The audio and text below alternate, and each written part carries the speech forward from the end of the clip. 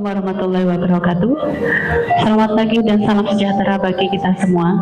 Pimpinan sidang dan para penyangga akan memasuki ruangan sidang. Mohon kepada hadirin dipersilahkan berdiri.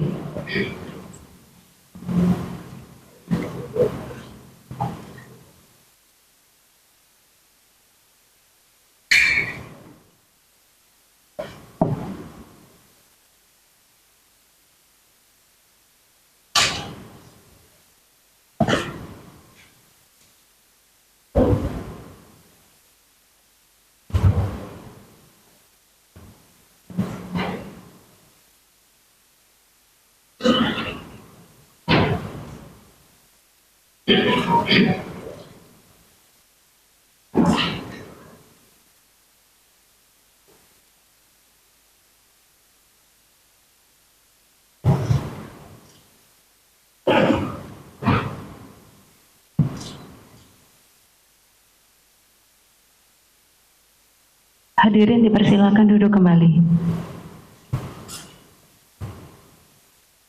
Pada hari ini akan dilaksanakan sidang ujian dokter terbuka tahap 2 atas nama Rika Hapsari, dokter spesialis anak, Magister Kedokteran Klinik angkatan tahun 2022-2023. Mohon kepada hadirin sebelum acara dimulai, dipersilakan mematikan atau memasang mode diam pada telepon genggam. Selanjutnya, sidang ujian dokter terbuka tahap 2 yang terhormat kami serahkan kepada pimpinan sidang. Terima kasih pembawa acara. Bismillahirrahmanirrahim. Assalamualaikum warahmatullahi wabarakatuh. Sebelumnya izinkan kami untuk menyampaikan salam hormat terlebih dahulu. Yang pertama tentu saja kepada promotor dalam acara ujian disertasi terbuka tahap 2 oleh promovenda kita Dr. Rika Hapsari tentang mekanisme peran diversitas mikrobiota saluran cerna dalam meningkatkan risiko tuberkulosis pada anak melalui mediasi viabilitas Mycobacterium tuberculosis serta respons sitokin inflamasi, interferon gamma, interleukin 10 dan interleukin 17. Jadi yang terhormat promotor Profesor Dr. Anang Indaryanto, Dr. Mars, spesialis anak konsultan.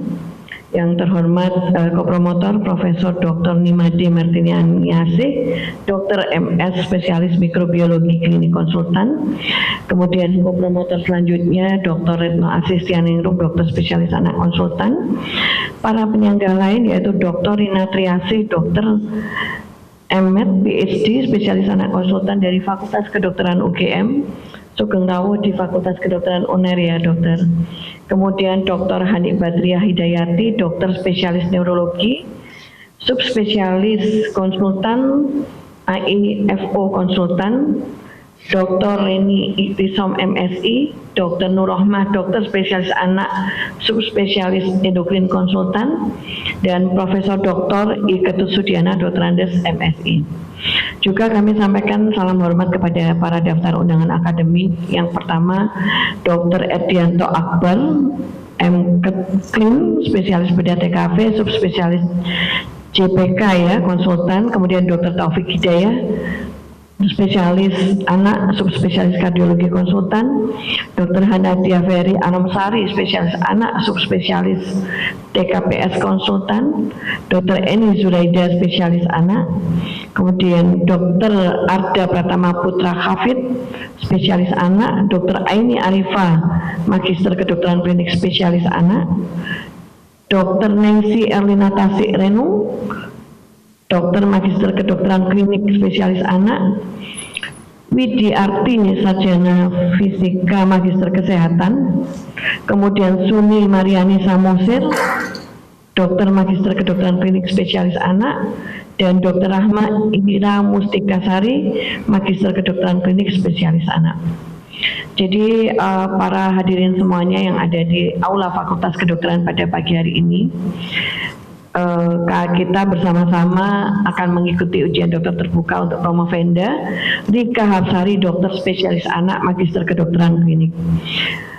Dr. Rika merupakan mahasiswa angkatan tahun 2022-2023 dan telah menempuh ujian akhir tertutup, dinyatakan lulus. Karena itu, promovenda diperbolehkan menempuh ujian akhir terbuka di hadapan penyangga dan undangan akademik. para penyangga serta promotor dan kopromotor dalam ujian terbuka ini, kami akan memberikan aturan ya terkait dengan cara penilaian. Jadi para penyangga, promotor dan kopromotor dimohon nantinya memberikan penilaian mengenai alur pikir ilmiah Promovenda dalam mempertahankan disertasi, sumbangan terhadap bidang ilmu atau penerapannya. Sedangkan pertanyaan dari para undangan akademik nantinya dapat sebagai bahan pertimbangan penilaian. Adapun penilaian ujian doktor terbuka ini akan dijadikan dasar penetapan predikat doktor, yaitu memuaskan bila nilai akhir 3,00 sampai dengan 3,40, sangat memuaskan bila nilai akhir 3,41 hingga 3,74, dan predikat dengan pujian atau cum laude dengan nilai akhir 3,75 atau 4 sampai dengan 4,00. Khusus untuk predikat dengan pujian sesuai dengan pedoman pendidikan Universitas Airlangga, yaitu dengan masa studi tidak lebih dari masa 4 tahun dengan nilai ujian disertasi terbuka minimal 95 dan telah 2 publish dan 1 accepted untuk jurnal internasional minimal Q1. Karena banyaknya penanya yang ingin menggunakan kesempatan ini, maka nanti kami mohon kesediaan saudara penanya baik penyangga maupun undangan akademik untuk membatasi waktu dan jumlah pertanyaan, yaitu maksimal 2 pertanyaan, sehingga diharapkan semua penanya mendapatkan kesempatan. Demikian tata tertib untuk ujian disertasi terbuka pada pagi hari ini. Selanjutnya kami minta Promovenda untuk memasuki ruang ujian.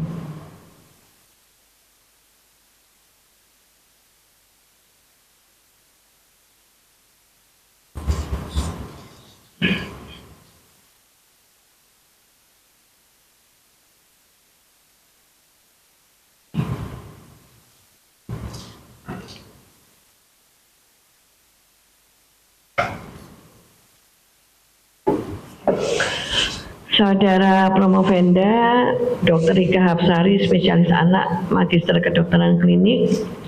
Pagi ini kami minta saudara untuk datang di hadapan sidang ujian ini dengan maksud agar saudara dapat mempertahankan disertasi saudara terhadap sanggahan para penyangga. Sebelum kesempatan ini diberikan kepada saudara promotor nantinya ya, saya ingin bertanya dulu kepada saudara Promovenda, apakah saudara pada saat ini merasa sehat jiwa dan raga serta telah siap untuk diuji? Alhamdulillah sehat, Prof. Baiklah.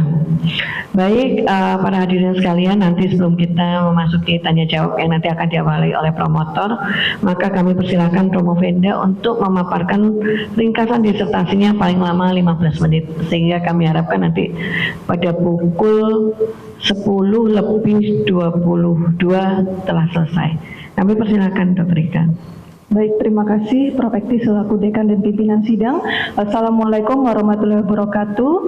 Terima kasih atas kesempatannya. Izin saya mempresentasikan terkait riset kami dengan judul Mekanisme Peran Diversitas Mikrobiota Saluran Cerna dalam meningkatkan resiko tuberkulosis pada anak melalui mediasi viabilitas Mycobacterium tuberculosis serta respon sitokin inflamasi interferon gamma, interleukin 10 dan interleukin 17.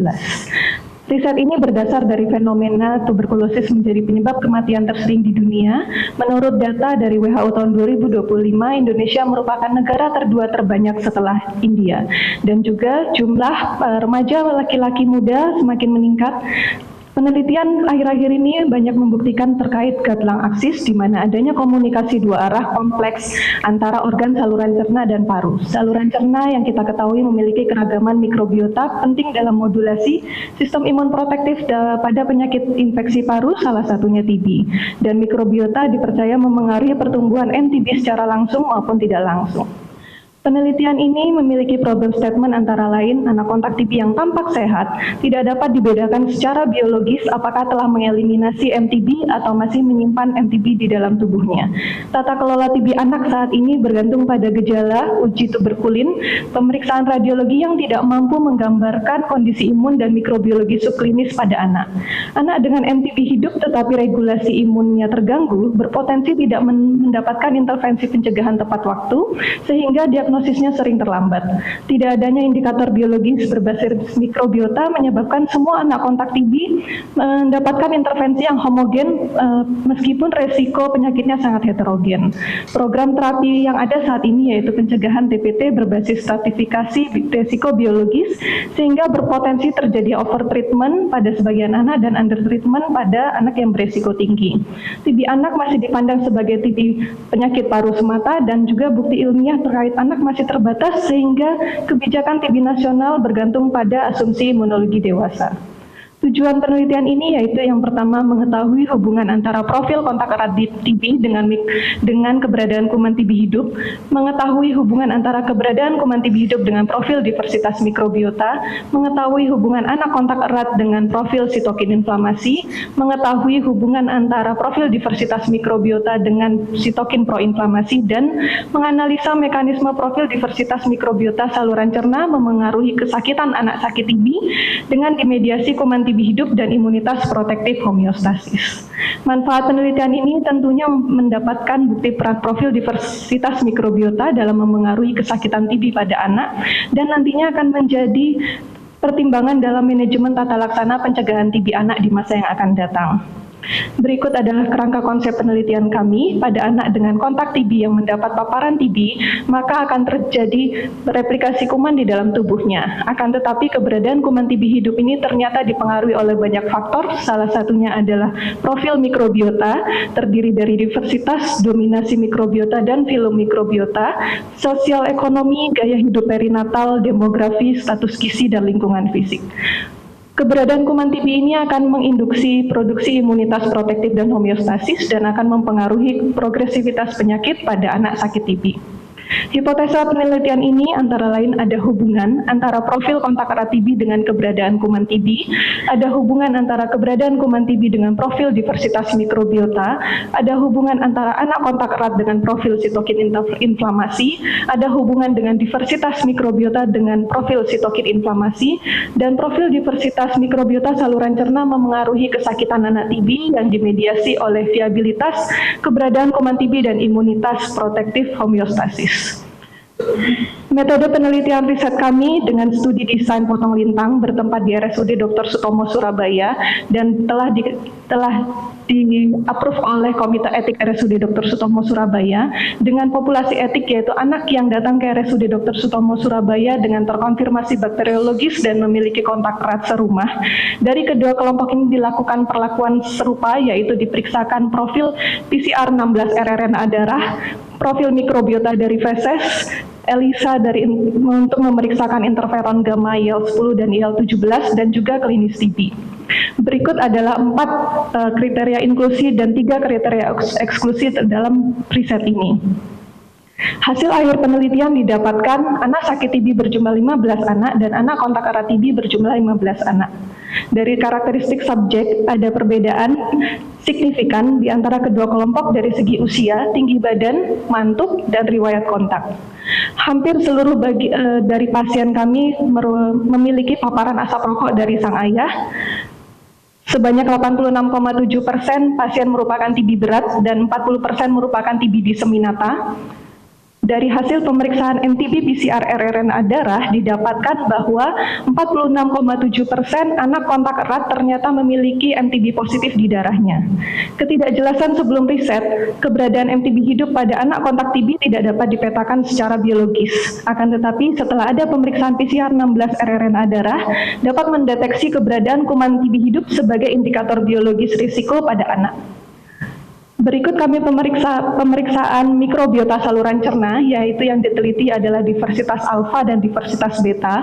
Dari diversitas alfa kami menggunakan berbagai macam indeks untuk menilai diversitas alfa atau keragaman, dan didapatkan baik diversitas alfa maupun diversitas beta tidak ada perbedaan di antara kedua kelompok. Kami meneliti lebih lanjut terkait relatif abundance tingkat filum dan didapatkan bahwa ada perbedaan bermakna antara penurunan basilota pada anak sakit TB dan peningkatan pseudomonadota yang bermakna pada kedua kelompok. Ketidakjelasan sebelum riset, tidak jelas mikrobiota mana yang berperan pada patogenesis TB, dan setelah riset ini didapatkan dominasi Pseudomonadota dan penurunan Bacillota menjadi ciri disbiosis yang berhubungan dengan TB pada anak. Pentingnya pendampingan nutrisi dan kesehatan saluran cerna serta mendukung penelitian lebih lanjut terkait translasi gut-lung aksis pada anak.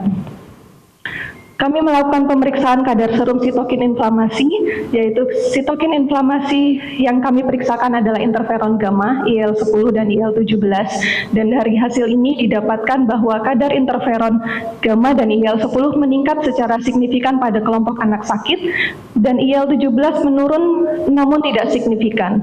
Ketidakjelasan sebelum riset, respon imun TB anak dianggap ditentukan hanya oleh interferon gamma, namun setelah riset ini, TB anak ternyata dimediasi oleh keseimbangan interferon gamma, IL-17 dan IL-10 sebagai imun protektif homeostasis. Peran IL-17 pada TB anak belum jelas dan sering disamakan dengan hewan. IL-17 berperan penting pada respon imun mukosa dan juga rekrutmen neutrofil dan menegaskan bahwa perbedaan respon imun anak dibandingkan dengan hewan coba. Peningkatan IL-10 pula pada TB anak dianggap ambigu secara klinis, namun setelah penelitian ini didapatkan respon imun regulator yang dominan pada anak, menunjukkan bahwa mekanisme pertahanan alami anak mungkin tidak cukup untuk mengeliminasi kuman TB, sehingga pentingnya bantuan dari terapi intervensi farmakologis. Sehingga untuk ini pentingnya pemberian TPT terutama pada anak kontak erat. Berikut adalah hasil analisa jalur yang kami teliti dari penelitian ini, dan didapatkan keberadaan kontak TB ternyata berhubungan negatif terhadap keberadaan kuman TB hidup di dalam darah.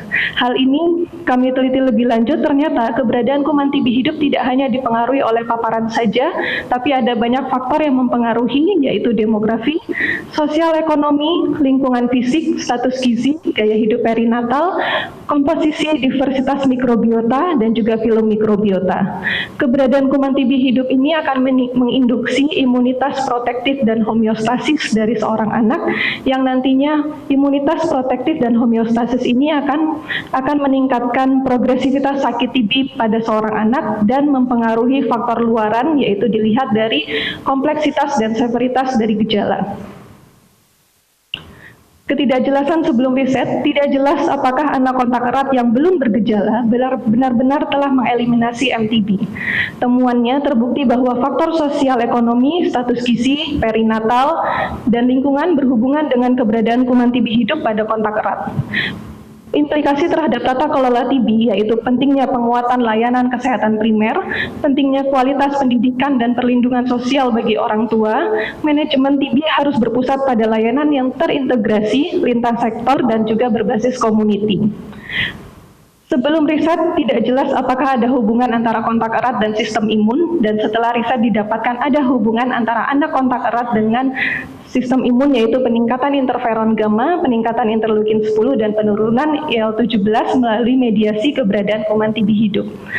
Implikasinya, setelah terjadi reaksi imunologis aktif dengan kuman TB, meskipun anak itu baru kontak erat, sehingga pendekatan wait and see rasanya tidak cocok untuk penanganan secara imunologis, sehingga kita perlu mendukung pemberian TPT secara konsisten terutama pada anak. Dan potensi penggunaan biomarker imun untuk identifikasi anak yang beresiko tinggi menjadi sakit TB. Ketidakjelasan sebelum riset didapatkan tata kelola TPT pada anak bersifat seragam tanpa dasar biologis individual, pencegahan TB anak yang hanya berbasis farmakologis dan deteksi dini klinis, sistem kesehatan TB yang bersifat reaktif. Temuannya, hasil riset mendukung pendekatan TPT berbasis resiko biologis, bukan hanya usia dan hasil uji tuberkulin saja. Pencegahan TB anak dapat diperluas dengan pendekatan promotif preventif berbasis mikrobiota dan nutrisi. Implikasinya perlunya screening TB yang lebih proaktif dan berulang pada anak kontak erat, terutama pada anak yang berisiko mengalami gangguan diversitas mikrobiota saluran cerna, terutama pada anak yang penggunaan antibiotik jangka panjang, anak malnutrisi, dan juga infeksi berulang. TB ternyata bukan hanya berpusat pada sakit paru saja, tetapi lebih berpengaruh pada sistemik.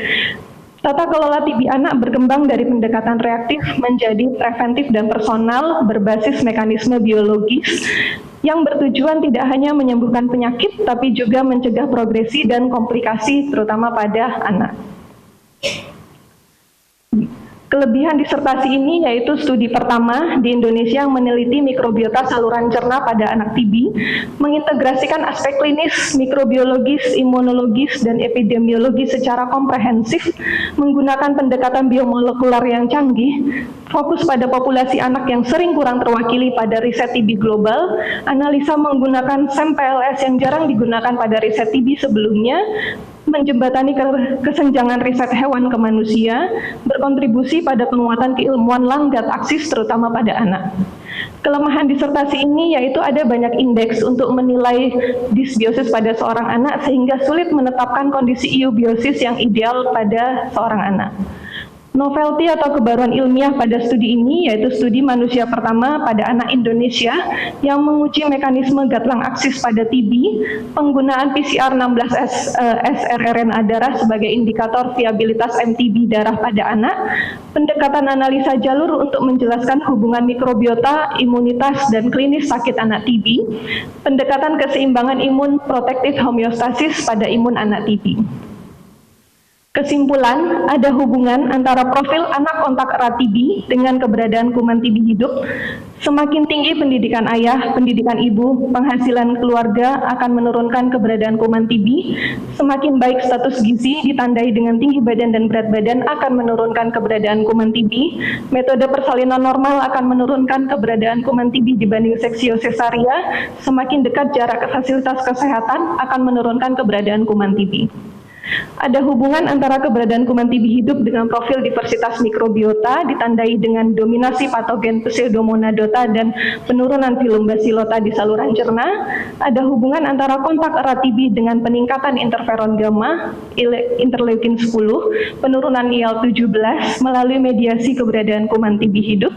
Ada hubungan antara profil diversitas mikrobiota saluran cerna dengan interferon gamma, IL-10 dan IL-17. Profil komposisi dan diversitas mikrobiota saluran cerna memengaruhi kesakitan TB anak melalui viabilitas kuman MTB hidup di darah dan imunitas protektif homeostasis yang dicerminkan dari interferon gamma, IL-17 dan IL-10.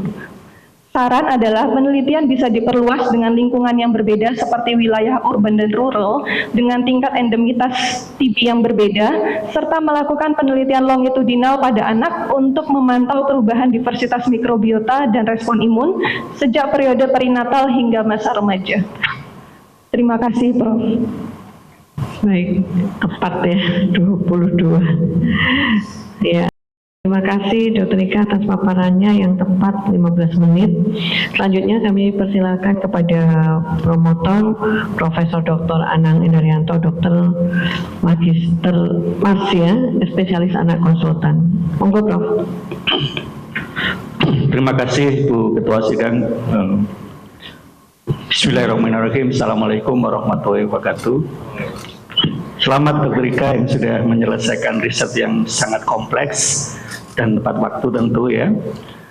Yang saya hormati pimpinan sidang ujian terbuka Profesor Ekti Mardian Kurniawati yang juga didampingi oleh Ketua Panitia Ujian Tahap 1 tertutup Profesor Ketut Sutiana, dan yang saya hormati para penyangga dan penguji ujian disertasi terbuka termasuk kopromotor 1 Profesor Nimade Mirtaniasih, Dr. Retno Asih Setioningrum sebagai kopromotor 2 dan sebagai penguji luar Dr. Rina Triasih, serta para penyangga lain Dr. Handi Badriah Hidayati, Dr. Endi Sitkom dan Dr. Nur Rahma, serta yang saya hormati para dosen, peneliti dan seluruh undangan akademik. Kehadiran Bapak Ibu tentunya bukan hanya sebagai dukungan personal saja, tetapi komunitas kolektif untuk komunitas akademik agar lebih bermutu. Saya harus memberikan pertanyaan sebagai penguji. Pertanyaan pertama adalah, selama ini tuberkulosis anak umumnya dipahami melalui lensa transmisi kuman saja. Juga ada yang menengok dari status gizi dan respon imun pada paru. Apa kebaruan utama disertasi Saudara Prof. dalam memahami TB anak dibandingkan pendekatan konvensional yang memang saat ini sudah banyak sekali penelitian itu. Mohon dijawab dengan singkat. Ya, baik, terima kasih kepada Profesor Dr. Anang Endaryanto, Magister Mars dan spesialis anak konsultan, sebagai promotor yang selalu memberikan saya arahan. Baik, pada penelitian ini adalah penelitian pertama terkait dengan guideline ASIS pada anak, jadi mendukung riset terkait hubungan antara peran diversitas mikrobiota saluran cerna yang meningkatkan risiko dari tuberkulosis pada anak melalui viabilitas Mycobacterium tuberculosis, dan juga hubungan antara sitokin, inflamasi, protektif, dan homeostasis pada anak, Prof. Ya. Jadi ini TB itu ternyata merupakan interaksi yang kompleks ya antara kuman, sistem imun, dan ekosistem mikrobiota ya. Jadi bukan hanya paparan patogen ya. Jadi ini yang baru ini. Dan bagaimana menjelaskan secara saintifik, secara singkat ya pada audiens mekanisme biologis yang menghubungkan paparan mikrobiota saluran cerna itu dengan risiko penyakit TB anak yang sebenarnya awal mulanya di paru. Bagaimana guideline ASIS-nya? Baik, Prof. Infeksi TB pada anak yang awalnya kita ketahui hanya terjadi di paru saja, ternyata melibatkan banyak organ yaitu sistemik dengan adanya dari gut associated lymphoid tissue yang nantinya diversitas mikrobiota ini akan mempengaruhi dari respons sitokin inflamasi pada seorang anak. Dia akan meningkatkan interferon gamma, meningkatkan interleukin 10 dan menurunkan interleukin 17, Prof, yang nantinya akan mempengaruhi dari eliminasi kuman TB pada seorang anak sehingga menurunkan dari keberadaan kuman TB hidup di dalam darah dan menurunkan progresivitas sakit pada anak. Terima kasih jawabannya, Dr. Rika. Saya kira pertanyaan dari saya cukup, Bu Ketua Sidang. Saya sangat puas dengan jawabannya. Terima kasih. Terima kasih, Prof. Anang. Selanjutnya, kopromotor 1 yaitu Profesor Dr. Nimade Martaniase, Dokter MS Spesialis Mikrobiologi Klinik Konsultan. Kami persilakan, Prof. Terima kasih pada pimpinan sidang, Profesor Ekti, dan juga terima kasih Dr. Rika sudah banyak pekerjaannya, penelitiannya ya, jadi kompleks sekali sampai di aspek molekuler ya, terutama mengangkat program tuberkulosis ya, yang termasuk salah satu program dari Kementerian Kesehatan ya untuk di Indonesia dan di dunia ya. Masalah TB masih sangat kompleks ya, dan ini juga pada TB anak tentunya ya, jadi banyak aspek dan variabel yang Dr. Rika teliti ya. Dan terima kasih pada semua penguji dan yang juga semua promotor, Prof. Anang, Dr. Retno, kemudian juga tamu kita dari FKUGM, Dr. Rina Triasih, PhD, spesialis anak konsultan. Terima kasih untuk ikut memperhatikan perkembangan IPTEK di Indonesia. Terima kasih juga Dr. Hani, Dr. Iskom, dan Dr. Nur Rohmah, dan juga Prof. Ketut Sudiana sebagai penguji-penguji untuk Dr. Rika. Ya baik Dr. Rika, karena ini sesuatu yang kompleks ya, jadi Dr. Rika apakah juga ada, karena sudah banyak sekali diskusinya ya waktu ujian-ujian sebelumnya, apakah Dr. Rika juga punya rencana untuk hilirisasi dari hasil riset ini, rencana yang jangka panjang berkelanjutan yang nanti ya harapannya seperti sekarang ini ya, hasilnya berdampak gitu ya. Ya mungkin ada penjelasan dari Dr. Rika. Baik, terima kasih kepada Profesor Dr. Nimade Martaniase, spesialis mikrobiologi klinik, Prof. Prof yang selalu sabar membimbing saya selama ini. Jadi pertanyaannya, apakah ada kelanjutan dari riset ini? Jadi riset ini merupakan riset pilot, Prof. Jadi riset yang pertama kali dilakukan pada anak dengan meneliti mengenai mikrobiota saluran cerna pada anak. Tentunya ada banyak riset yang dapat dikembangkan melalui penelitian awal ini, yaitu mulai dari yang pertama terkait layanan klinis, kemudian pengembangan biomarker, dan berikutnya yaitu produk. Layanan klinis sendiri, yaitu dari penelitian ini dapat dijadikan sebagai salah satu sumber acuan sebagai penataan tata kelola TB pada anak selanjutnya. Kemudian juga kita dapat melakukan penelitian yaitu untuk mengembangkan terkait dengan produk. Untuk produk misalkan pemberian probiotik tentunya masih panjang, Prof. Jadi perlu penelitian yang lebih lanjut terkait dengan probiotik yang sesuai dengan anak yang di lingkungan Indonesia. Yang berikutnya yaitu pengembangan dari biomarker pemeriksaan molekuler yang dapat kita kembangkan sebagai salah satu modalitas diagnostik pada anak yang lebih baru. Ya, terima kasih. Untuk yang kedua, Dr. Rika tadi juga mengangkat gut axis untuk alur imunitas, ya, itu sangat baik ya untuk terutama di masalah-masalah yang pediatri ya. Ya, terus kemudian dari perkembangan IPTEX itu apa juga nanti termasuk dari roadmap penelitiannya, seperti karena kita terima kasih di Universitas Airlangga oleh pemerintah juga disupport untuk beberapa teknologi yang maju ya, seperti whole genome sequencing dan lainnya. Nah, apakah ini juga ada rencana ke depan untuk itu dan aspek apa yang Dr. Rika rencanakan? Baik, Prof. Jadi dari penelitian awal ini kita bisa mengembangkan menjadi roadmap penelitian yang lebih luas lagi. Kita bisa mengembangkan terkait dengan biomolekuler untuk diagnostik anak TB, mengembangkan pemeriksaan next generation sequencing untuk mendiagnosis stratifikasi biologis dari anak TB, sehingga diagnosis TB tidak hanya berdasarkan dari klinis saja ataupun juga hanya dari mantuk pemeriksaan TCM dan foto ronsen saja, tapi lebih ke molekuler, Prof. Ya. Terima kasih Dr. Rika, jawabannya kami sangat puas ya. Terima kasih Prof. Ekti, kami kembalikan pada pimpinan. Baik, terima kasih juga untuk kopromotor 1 Prof. Dr. Nimade Mertaniasi yang telah memberikan pertanyaan dan sudah dijawab dengan sangat baik oleh Dr. Rika. Berikutnya adalah kopromotor 2 yaitu Dr. Retma Asis Tianingrum, dokter spesialis anak konsultan. Kami persilakan Dr. Rika. Terima kasih kepada pimpinan sidang Prof. Ekti, dokter spesialis obstetrik ginekologi konsultan. Selamat sebelumnya kepada Dr. Rita Hapsari, spesialis anak magister pendidikan klinis.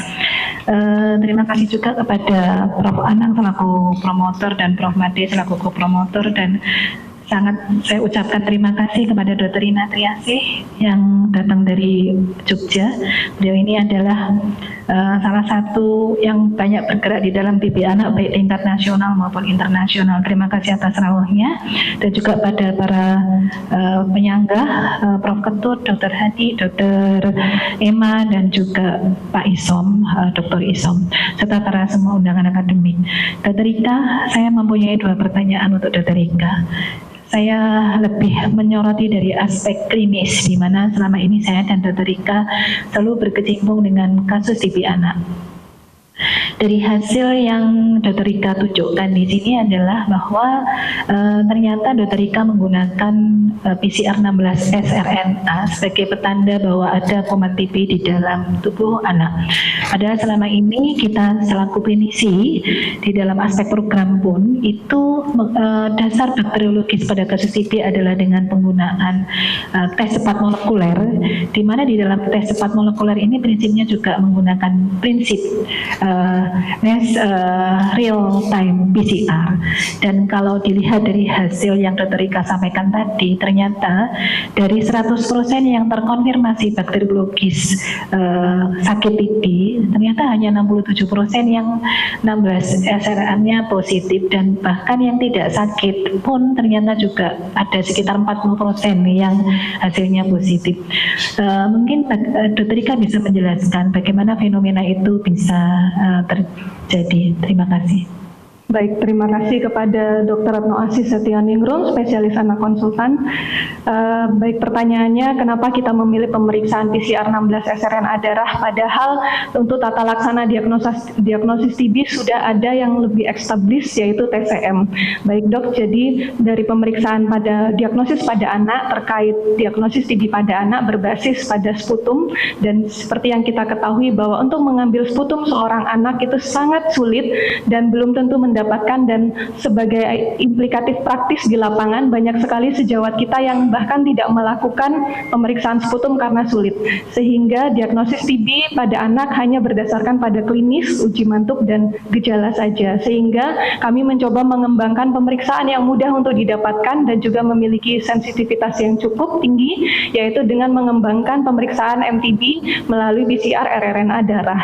Dan terkait dari temuan riset kami yang dari hasil ini didapatkan bahwa pada anak kontak ternyata didapatkan 40% anak yang MTB-nya positif di darah, sehingga kita perlu lebih waspada lagi meskipun pada anak kontak TB yang tidak ada gejala ternyata ada kuman, kita menemukan kuman TB di dalam darahnya, sehingga kedepannya pentingnya untuk penguatan pemberian terapi TPT pada anak tidak hanya berdasarkan adanya kontak, deteksi dini dan gejala saja. Terima kasih.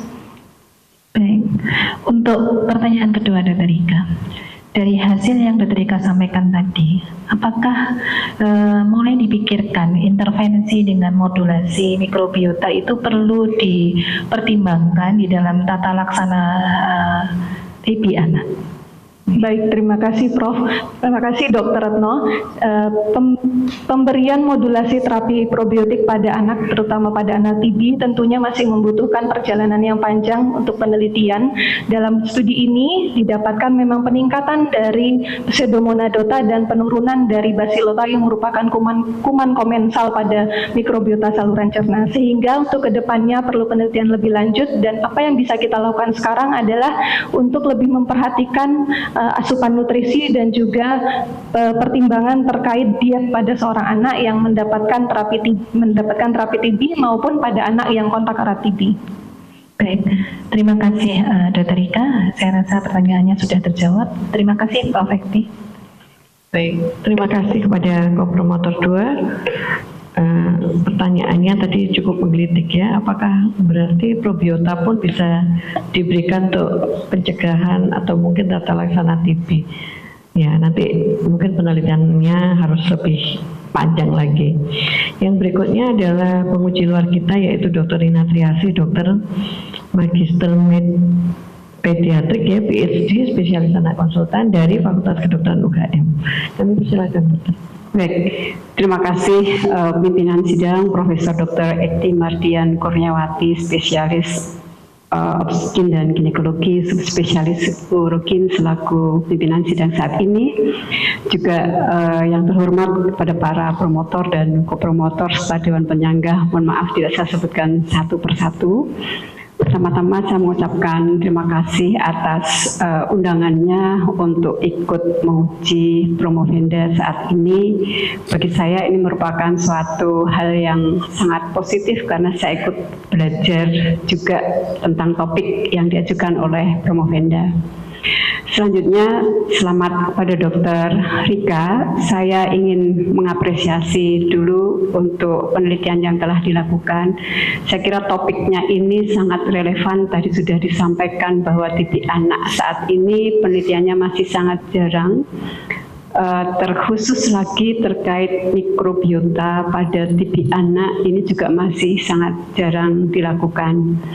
Sebenarnya setelah penelitian ini nanti mungkin Dr. Rika kita harapkan tidak hanya akan menjadi ahli mikrobiota terkait TB anak, tetapi juga tentang gut lung axis di penyakit respiratori anak yang sudah banyak dibahas di tingkat global, tetapi di Indonesia ini sangat sedikit atau bahkan tidak pernah kita bahas secara khusus gitu ya. Jadi ini kesempatan bagi kita di dokter-dokter respi anak mendapatkan ahli tentang gut lung axis ini.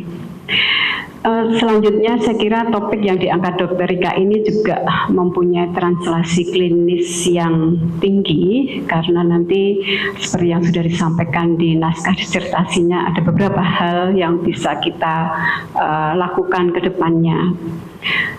Variabel-variabel yang diteliti, pemeriksaan lab, kemudian analisis statistiknya pada penelitian ini juga sangat kompleks. Saya kira ini merupakan salah satu kekuatan dari penelitian ini.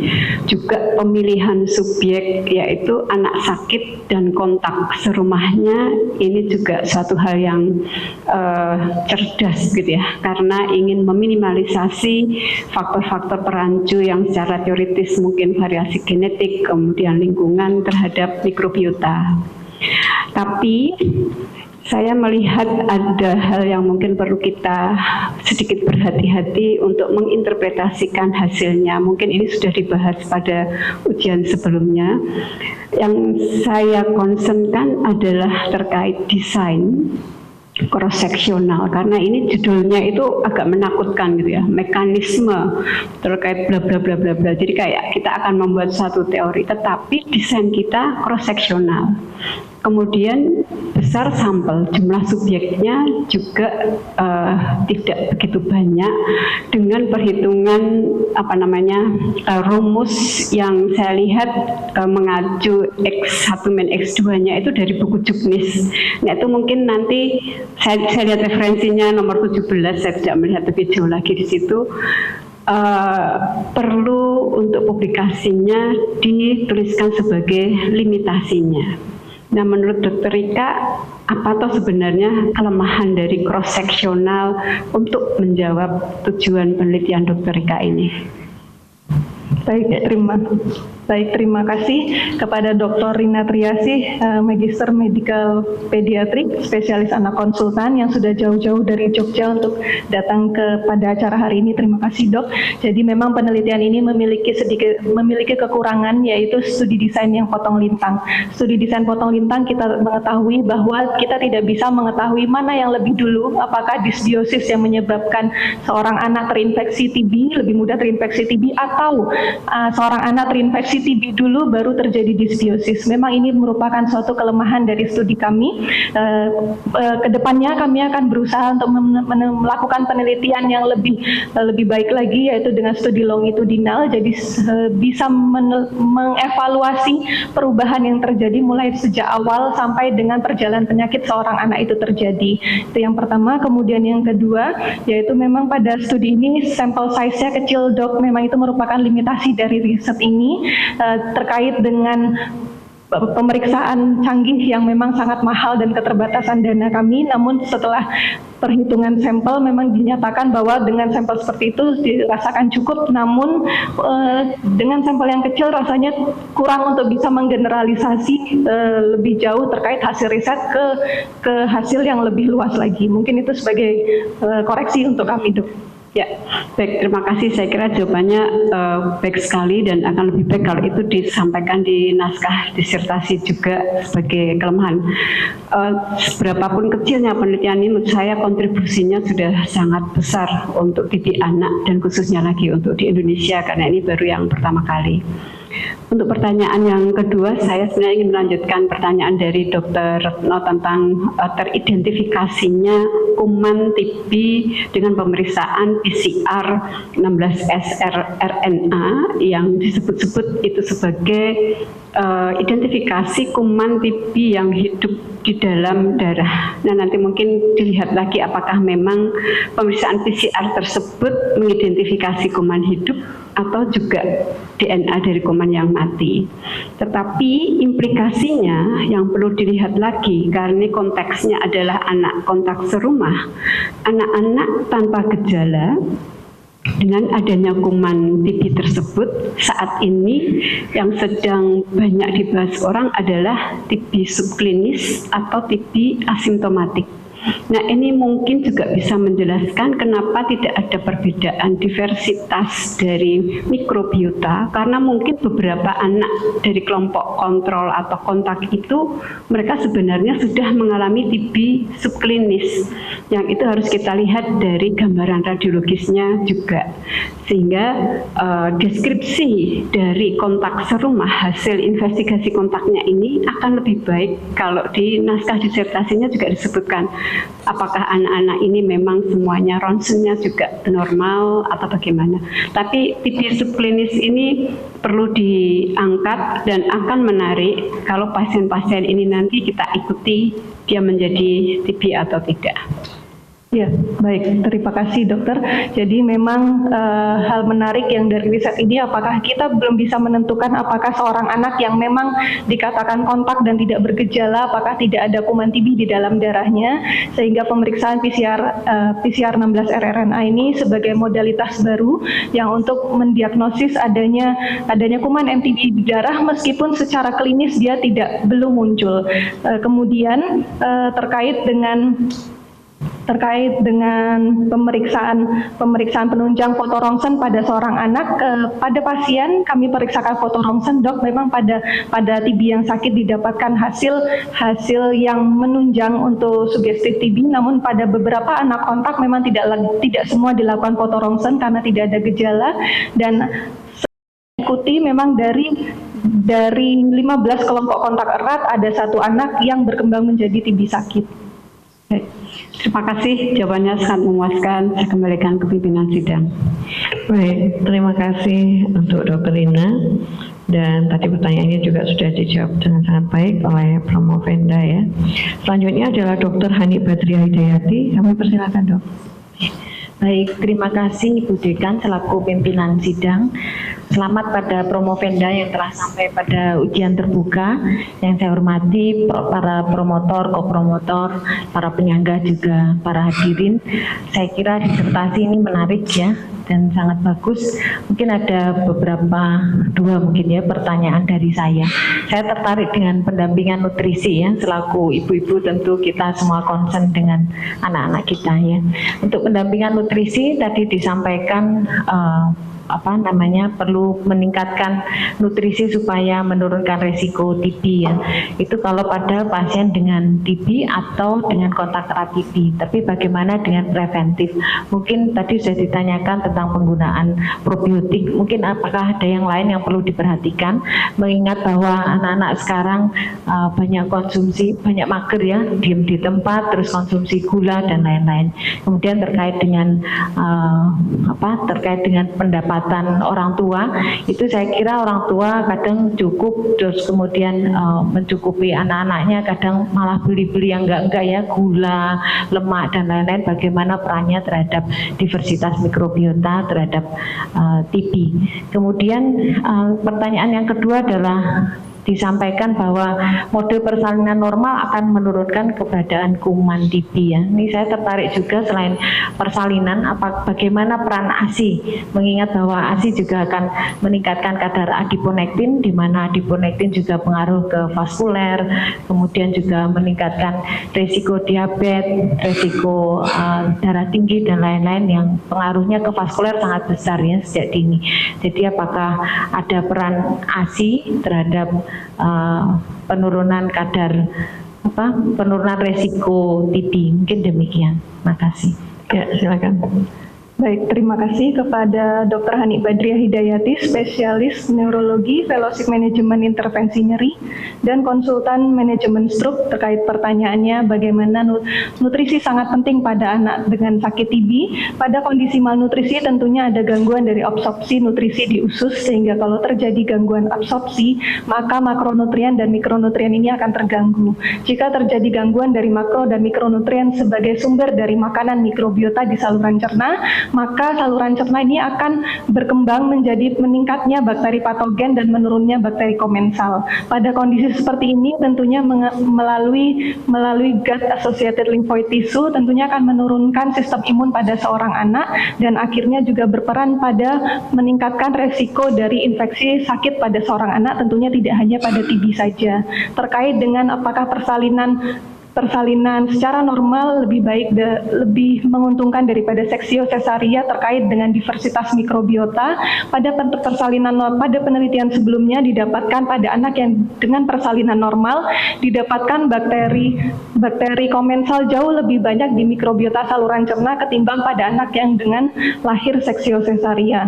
Kemudian terkait dengan durasi ASI ini juga sedikit yang diteliti, namun pada penelitian saya diteliti bahwa lama durasi ASI akan menurunkan progresivitas, akan menurunkan angka kesakitan TB, namun tidak menurunkan dari resiko seorang anak terkena infeksi TB. Terima kasih, saya puas dengan jawaban yang diberikan. Saya kembalikan Ibu Pimpinan Sidang. Ya, terima kasih Dr. Hani. Selanjutnya Dr. Reni Isom MSI, kami persilakan. Terima kasih Pimpinan Sidang, Prof. Ekti. Assalamualaikum warahmatullahi wabarakatuh. Selamat kepada promovenda Dr. Rika. Saya ada dua pertanyaan ya. Yang pertama itu pada anak yang mengalami obesitas ya. Yang mengalami obesitas itu biasanya senyawa-senyawa proinflamasi itu kan juga meningkat. Nah, ini bagaimana dengan kondisi mikrobiotanya dan terhadap resistensi terhadap TB ya, yang pertama. Kemudian yang kedua, bagaimana perubahan komposisi dan keanekaragaman mikrobiota untuk anak dengan TB dihubungkan dengan pertumbuhan dan perkembangannya. Terima kasih. Ya, silakan Dr. Rika. Baik, terima kasih kepada Dr. Reni Itisom, Magister Science atas pertanyaannya. Jadi tentunya pada anak obesitas ini tidak hanya anak yang malnutrisi, tapi anak obesitas juga terjadi gangguan dari penyerapan, absorpsi makronutrien dan mikronutrien. Selain itu juga seperti yang sudah Dr. Reni Itisom katakan bahwa pada anak obesitas akan terjadi peningkatan dari sitokin inflamasi pada seorang anak sehingga seorang anak dapat lebih rentan terjadi infeksi terutama TB. Terkait dengan ini maka namun pada secara klinis, pada implikasi klinis memang jarang kita temukan anak TB yang obesitas, namun ada kemungkinan 1 atau 2 anak yang obesitas memiliki resiko infeksi TB, namun berkembang progresivitas pada sakit itu jauh lebih kecil. Terkait dengan selanjutnya yaitu terkait diversitas mikrobiota terhadap pertumbuhan seorang anak, diversitas mikrobiota saluran cerna menandakan bahwa keseimbangan ekologis dari saluran cerna baik dari kuman komensal dan menurunnya kuman patogen dalam saluran cerna seorang anak. Jika seorang anak memiliki keseimbangan dari saluran mikrobiota di saluran cerna, maka penyerapan dari makronutrien dan mikronutrien seorang anak itu baik sehingga menunjang untuk tumbuh kembang seorang anak. Oke, terima kasih. Saya puas dengan jawabannya. Saya kembalikan kepada pimpinan sidang. Baik, terima kasih Pak Isom. Selanjutnya Dr. Nur Rohmah, dokter spesialis anak, subspesialis endokrinologi, konsultan. Kami persilakan. Ya, terima kasih Bu Pimpinan Sidang, Bu Dekan, Profesor Eti, spesialis obstetrik ginekologi konsultan. Ya, pertama selamat dulu untuk Dr. Rika sudah sampai ke tahap ini. Ya, Dr. Rika, tadi sudah ditanyakan penguji sebelumnya tentang ASI, bahwa pemberian ASI itu memang direkomendasikan eksklusif sampai dengan 6 bulan dan dilanjutkan sampai dengan 2 tahun. Kalau memang ASI memang banyak mengandung zat-zat yang baik ya, yang juga terkait pada diversitas mikrobiota di usus. Apakah sebagai edukasi ke pasien, misalnya apakah anak-anak yang mendapatkan ASI itu apakah 6 bulan atau berapa 1 tahun itu, apakah sudah ada jurnal yang memaparkan bagaimana proteksinya terhadap infeksi TB, dan kedua apakah kalau memang anak itu sudah terlanjur kena infeksi TB apakah imunnya lebih baik gitu. Satu itu dulu, monggo. Ya, silakan. Baik, terima kasih kepada Dr. M. Nurrohmah, spesialis anak, konsultan endokrin atas pertanyaannya. Jadi dari penelitian sebelumnya memang dikatakan bahwa pemberian ASI eksklusif ternyata tidak berbeda secara signifikan dalam menurunkan kerentanan terhadap infeksi TB. Nah, studi lain juga menyatakan bahwa ada banyak faktor yang mempengaruhi infeksi TB selain ASI. Kemudian pada studi ini didapatkan hasil bahwa ASI eksklusif juga tidak berhubungan secara signifikan terhadap kesakitan TB. Namun semakin lama pemberian ASI ternyata menurunkan resiko dari sakit TB meskipun tetap seorang anak itu akan beresiko terkena infeksi TB. Ya, baik, terima kasih. Nah, berikutnya, apakah apa saja yang mempengaruhi mikrobita pada saluran cerna seorang anak? Apakah memang perlu diberikan pro dan prebiotik pada anak dalam kasus untuk terapi TB ini? Ya, terima kasih. Baik, jadi ada banyak faktor yang mempengaruhi mikrobiota saluran cerna seorang anak. Pada umumnya perkembangan mikrobiota bermulai pada awal saat kelahiran, jadi 1 tahun kelahiran pertama, sehingga lahir normal tentunya lebih menguntungkan untuk diversitas mikrobiota. Pemberian ASI tentunya lebih menguntungkan terhadap diversitas mikrobiota, juga pengasuhan, pola pengasuhan, lingkungan, kondisi air, dan juga pemberian gizi pada 1 tahun awal kehidupan. Setelah melewati 1 awal kehidupan, mikrobiota itu jauh cenderung lebih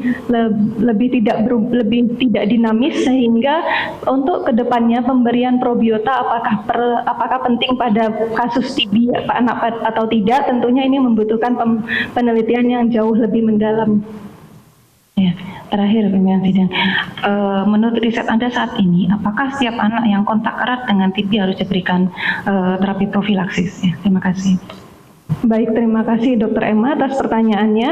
Apakah setiap anak yang kontak erat harus diberikan terapi profilaksis? Berdasarkan riset ini, bahwa anak yang kontak erat tidak bergejala, ternyata kita bisa menemukan kuman MTB yang hidup di dalam darahnya, sehingga ternyata tidak hanya imun saja yang dibutuhkan untuk mengeliminasi kuman TB, dan kita membutuhkan intervensi farmakologis dan tentunya dibantu oleh terapi pencegahan TB. Sehingga pentingnya untuk pemberian terapi TB pada seorang anak. Ya, terima kasih pimpinan sidang, sangat puas. Ya, terima kasih Dr. Nurrohmah untuk pertanyaannya. Selanjutnya adalah Profesor Dr. Iketut Sudiana, Dr. MSI. Kami persilakan. Terima kasih pimpinan sidang. Selamat ya Dr. Vika ya. Jadi kalau tadi udah banyak pertanyaan ya, saya memberikan 2 pertanyaan aja. Jadi kalau kita perhatikan, kalau kita berbicara tentang radang atau TIS ya, tentu kita tidak lepas dari makrofag. Nah, makrofag itu bisa dikatakan sebagai innate immunity dan early adaptive immunity. Apakah saudara setuju? Mau dijelaskan? Ya. Kemudian pertanyaan yang nomor 2. Dan salah satu variabel yang saudara majukan adalah IL-17. Nah, kita tahu fungsi daripada IL-17, kalau dia menginduksi makrofag, ini akan meningkatkan aktivitas fagostosis daripada makrofag. Nah, kalau dia menginduksi TH2, tentu TH2 akan melepaskan IL-13 yang memicu limfosit B menjadi sel plasma menghasilkan IgE. Nah, tentunya berkaitan dengan alergi. Nah, sekarang pertanyaan, bagaimana peran dari mikrobiota ini di dalam meregulasi reaksi tersebut? Terima kasih. Silakan. Baik, terima kasih Profesor Dr. Iketut Sudiana yang selalu membersamai saya mulai dari ujian awal sampai dengan ujian akhir, Prof, dengan selalu pertanyaannya yang sangat menantang bagi saya.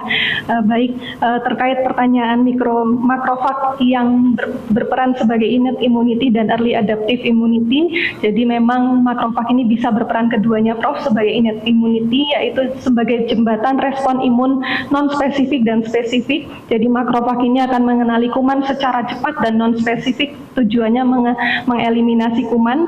Terjadi pengenalan dengan pattern recognition receptor atau kita sebut TLR, yang nantinya akan mengenali PAM, yaitu pathogen associated molecular pattern, yang nantinya ini akan memfagosit atau menghancurkan dari patogen TB yang masuk ke dalam darah. Itu sebagai innate immunity. Dan kemudian makrofag ini akan berperan juga sebagai early adaptive immunity, yaitu sebagai APC, jadi antigen presenting cell, yang nantinya akan menginisiasi diferensiasi dari sel T yang nantinya akan berdiferensiasi menjadi sel T sitotoksik dan membentuk memori imun yang bertujuan untuk eliminasi dari kuman MTB. Untuk pertanyaan kedua terkait kenapa pada pasien ini IL-17 terjadi penurunan, pada awalnya kuman TB akan dikenali oleh pattern recognition receptor yang akan nantinya dengan makrofag melakukan eliminasi terhadap kuman TB. Makrofag yang melakukan eliminasi ini akan memproduksi IL-23, di mana IL-23-nya akan menginduksi diferensiasi dari TH17 dan TH17 akan menghasilkan dari interleukin 17. Selain dengan produksi dari IL-17, pada kondisi infeksi sakit TB akan menginduksi produksi dari interferon gamma yang berlebihan, dan produksi interferon gamma yang berlebihan ini akan bekerja menghambat dari diferensiasi T helper 17 dan meningkatkan dari interleukin 10 sebagai homeostasis dari sistem imun, sehingga sesuai secara teori pada riset ini yang didapatkan interferon gamma meningkat dengan interleukin yang 10 yang juga meningkat, dan efek dari interferon gamma yang meningkat secara berlebihan maka akan menurunkan dari interleukin 17. Ya, terima kasih. Saya puas dengan jawaban sudah. Waktu saya kembalikan ketua sidang. Ya, baik. Terima kasih banyak, Prof. Ketut. Ya, giliran saya ya, Dr. Ika ya. Saya ada dua pertanyaan. Yang pertanyaan pertama sebenarnya ringan saja, karena saya hanya penasaran. Itu etiknya itu sudah selesai sejak 2024. Iya. Kenapa baru sekarang maju terbuka? Ada yang mau diceritakan tentang perjalanan S3-nya?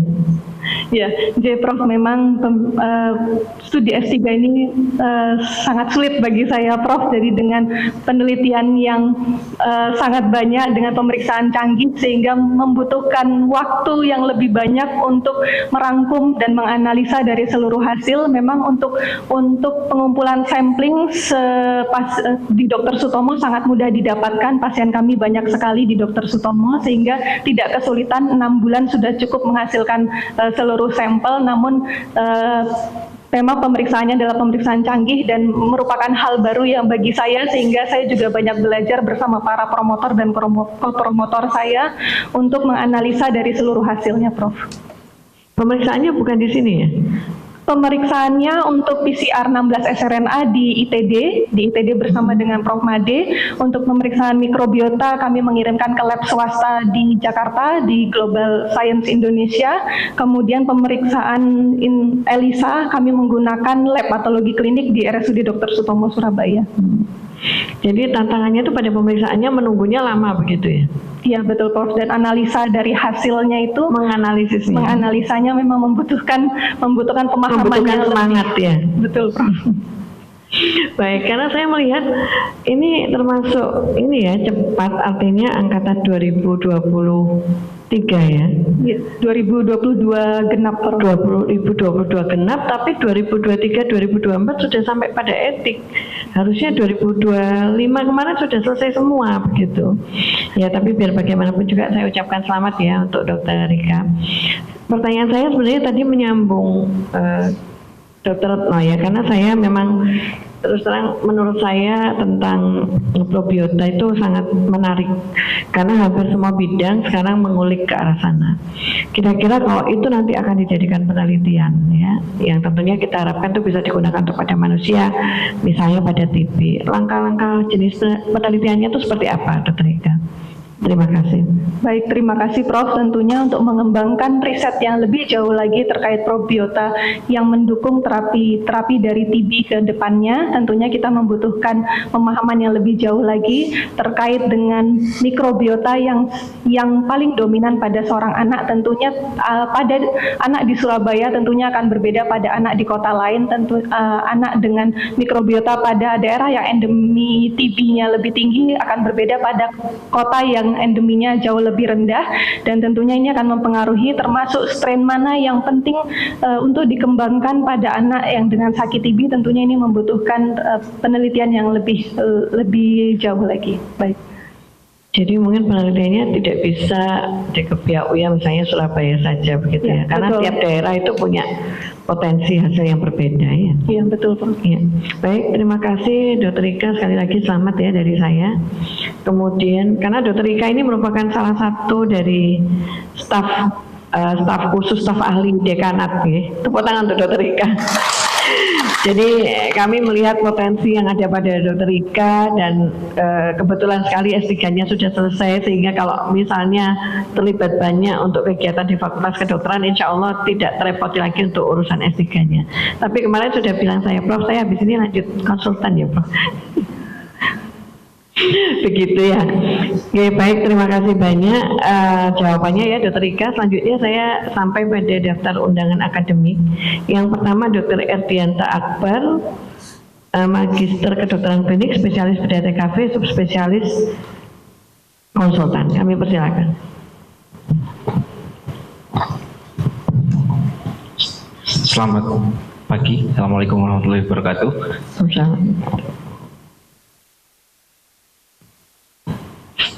Ya, kebetulan bidang yang ditekuni oleh Romo Venda ini berbeda jauh dari bidang saya. Dan saya ahli bedah TKV di bidang jantung pediatrik. Cuma mungkin yang terlintas di gambaran saya sebagai seorang ahli bedah adalah apa implikasinya untuk pasien-pasien kita nanti di Dr. Sutomo penelitian ini. Apakah memang disertasi ini bisa memberi manfaat untuk kebetulan pasien-pasien kami juga preoperatif, selalu screening TB, dan terkadang kita sebelum operasi jantung kita temukan kalau positif kita treatment terlebih dahulu. Nah, apakah kedepannya dalam disertasi Dr. Ika ini bisa memberikan dampak yang signifikan untuk perkembangan pengobatan TB di Indonesia? Terima kasih, Prof. Ya, silakan Dr. Ika. Baik, terima kasih kepada Dr. Erdianto Akbar, spesialis BTKV, subspesialis penyakit jantung kongenital konsultan. Kebetulan beliau adalah suami saya, Prof. Ayangnya. Jadi memang penelitian ini merupakan penelitian pertama mikrobiota pada anak di Indonesia, sehingga tentunya ke depannya penelitian ini bisa menjadi dasar bagi tata kelola TB pada anak. Tentunya TB pada anak tidak hanya berdasar pada klinis yang selama ini berdasar pada klinis saja, mantuk tes mungkin IGRA dan juga TCM, yang tentunya TCM itu sulit didapatkan terutama pada anak-anak yang sulit mengeluarkan dahak, sehingga pada penelitian ini kita bisa lebih mengembangkan diagnostik molekuler untuk menilai apakah seorang anak yang meskipun tanpa gejala, apalagi dengan kondisi yang dia beresiko tinggi seperti anak dengan kelainan jantung, tentunya akan beresiko terinfeksi TB lebih mudah, dan juga dengan kondisi imun yang lebih lemah. Tentunya dalam pemeriksaan mantuk tentunya tidak akan menghasilkan hasil yang positif. Jadi penelitian ini bisa digunakan untuk pasien kedepannya dalam mengembangkan diagnostik molekuler terkait diagnosis TB pada anak pada kelompok anak beresiko.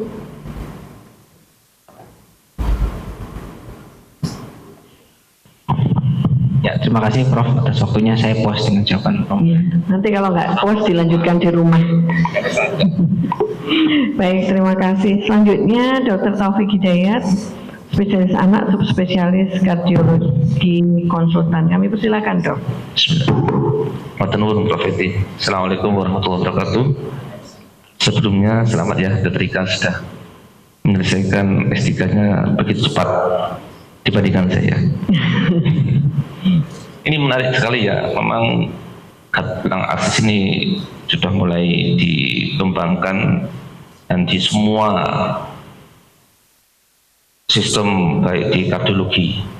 Pertanyaan saya, pada pasien-pasien dengan TB itu kan selama ini kita dengan terapi multiple drug treatment dengan OAT yang begitu banyak sekali macam obatnya.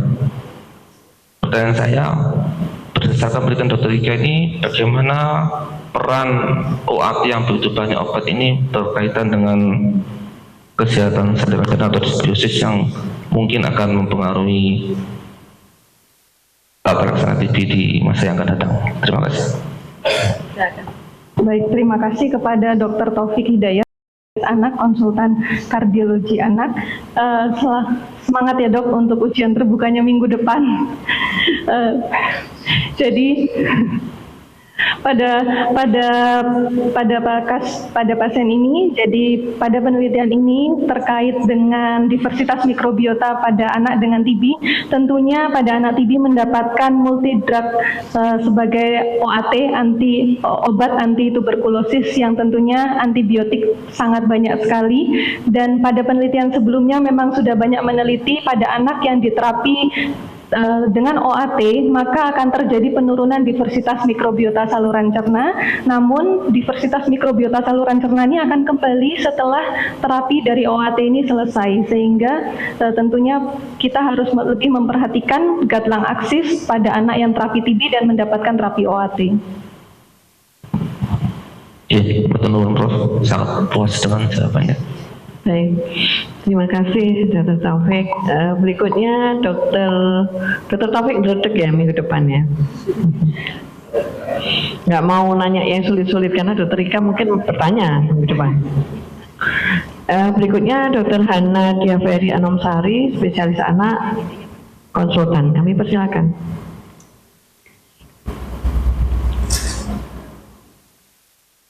Terima kasih Prof untuk kesempatannya. Saya mau bertanya dengan Dr. Ika ya.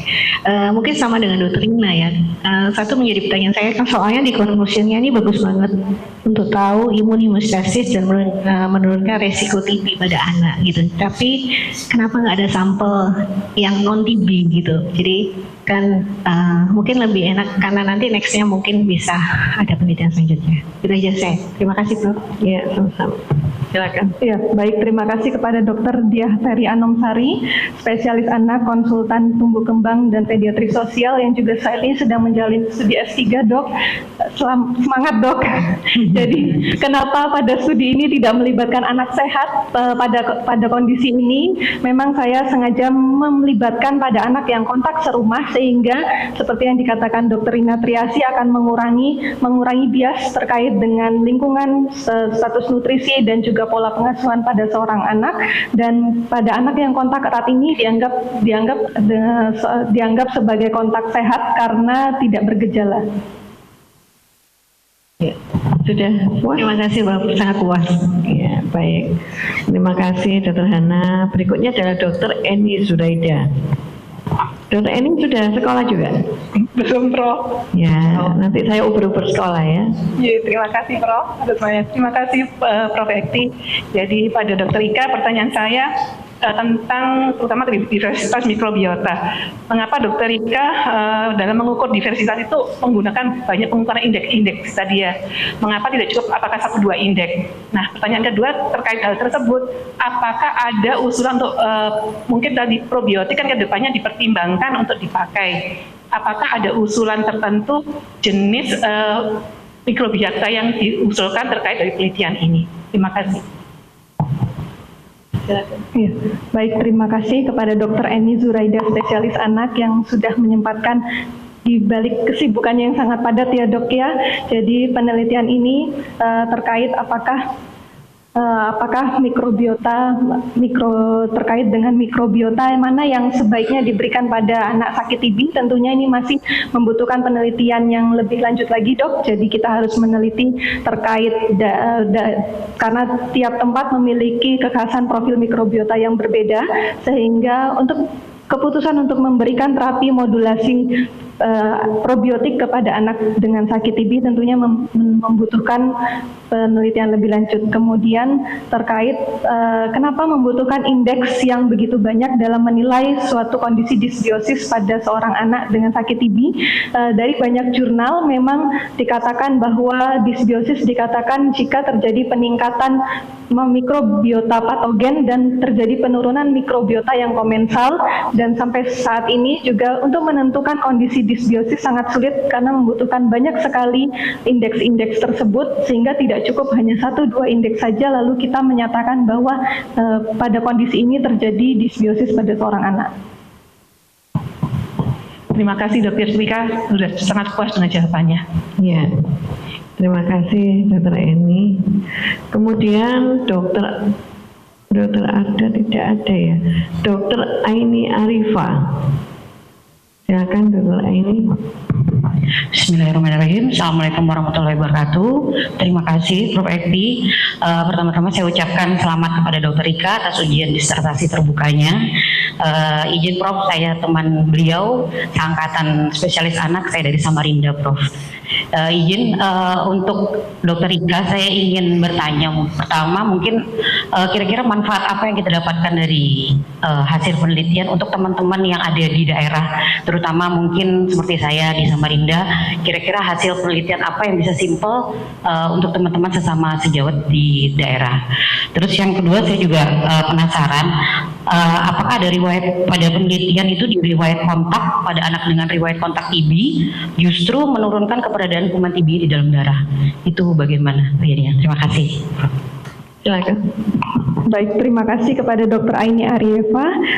Sudah jauh-jauh datang dari Samarinda demi menghadiri acara saya ujian pada pagi ini. Jadi dari riset ini apa yang dapat kita ambil hal kecil sebagai tata kelola TB pada anak, terutama untuk para sejawat di daerah. Tentunya dari sini kita mendapatkan bahwa pada kondisi kontak erat, anak kontak erat yang meskipun tanpa gejala ternyata memiliki bisa terdapat kuman MTB yang hidup di dalam darahnya, sehingga tentunya ini kalau misalkan tidak kita tangani dengan komprehensif, tentunya akan terjadi progresivitas terhadap gejala, sehingga apa yang bisa dilakukan para sejawat dokter anak di daerah dengan penguatan lebih konsisten terkait pemberian terapi pencegahan tuberkulosis pada seorang anak. Kemudian pertanyaan selanjutnya terkait mohon bisa diulangi kembali. Pada anak dengan riwayat kontak keberadaan kuman TB-nya Ya, baik ternyata dari riset ini pada anak yang terpapar kuman TB keberadaan kuman kontak justru menurun. Baik ternyata dari penelitian ini didapatkan keberadaan kuman TB tidak hanya ditentukan oleh paparan kuman saja. Sejauh ini pada praktik ketika seorang keluarga mengetahui ada kontak TB di rumah, tentunya seorang ibu atau orang tua akan jauh lebih preventif terhadap orang di sekitarnya, sehingga higiennya lebih bagus, penggunaan masker lebih bagus. Seorang orang tua juga akan langsung menuju fasilitas kesehatan untuk mencari pencegahan lebih lanjut terkait dengan anggota keluarga lain yang tidak sakit TB. Dan dari penelitian ini juga didapatkan bahwa ternyata keberadaan kuman TB itu tidak hanya ditentukan ada paparan saja, tapi juga dipengaruhi oleh faktor lain termasuk sosial demografi, usia, gaya hidup perinatalnya, kemudian diversitas mikrobiota, dan juga terkait sosial keluarga. Baik, terima kasih saya puas. Sudah ya, sudah puas. Kemudian yang berikutnya, Nancy Erlina Tasik Renung. Kami persilakan. Ini teman satu angkatan juga. Ya, Prof, teman satu angkatan Dr. Rika kami. Baik, terima kasih Prof. Eti. Mohon izin kami menyampaikan selamat kepada Dr. Rika atas ujian disertasi terbuka S3-nya. Pertanyaan dari kami, pada hasil riset Dr. Rika, mengapa interferon gamma pada anak sakit TB lebih tinggi dibandingkan anak yang kontak erat? Terima kasih. Ya, silakan. Baik, terima kasih kepada Dr. Nengsi Erlina Tasikrerung. Beliau ini dokter dari Papua, Prof. Saat ini sedang menjalankan pendidikan subspesialis kardiologi. Semoga lancar ya, Dok, dan bisa kembali mengabdi ke Papua. Pertanyaan dari Dr. Nengsi, kenapa interferon gamma lebih tinggi pada anak sakit TB ketimbang anak kontak erat? Jadi pada anak sakit terjadi replikasi aktif dari kuman MTB, di mana aktivasi kuat ini akan berkelanjutan oleh sel T dan akhirnya akan meningkatkan interferon gamma.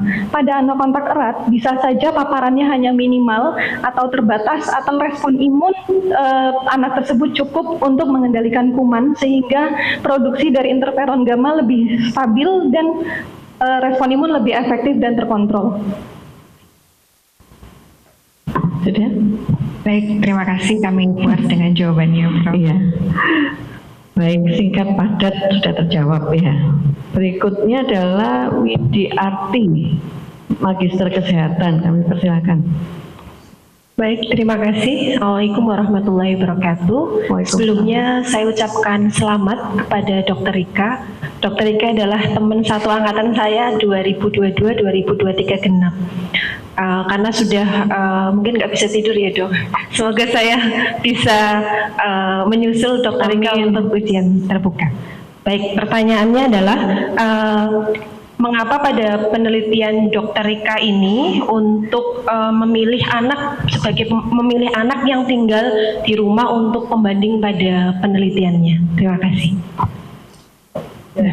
Baik, terima kasih kepada Ibu Widiarti, kepada Dr. Widi ini teman seangkatan S3, semangat ya. Semoga nanti segera selesai tuntas.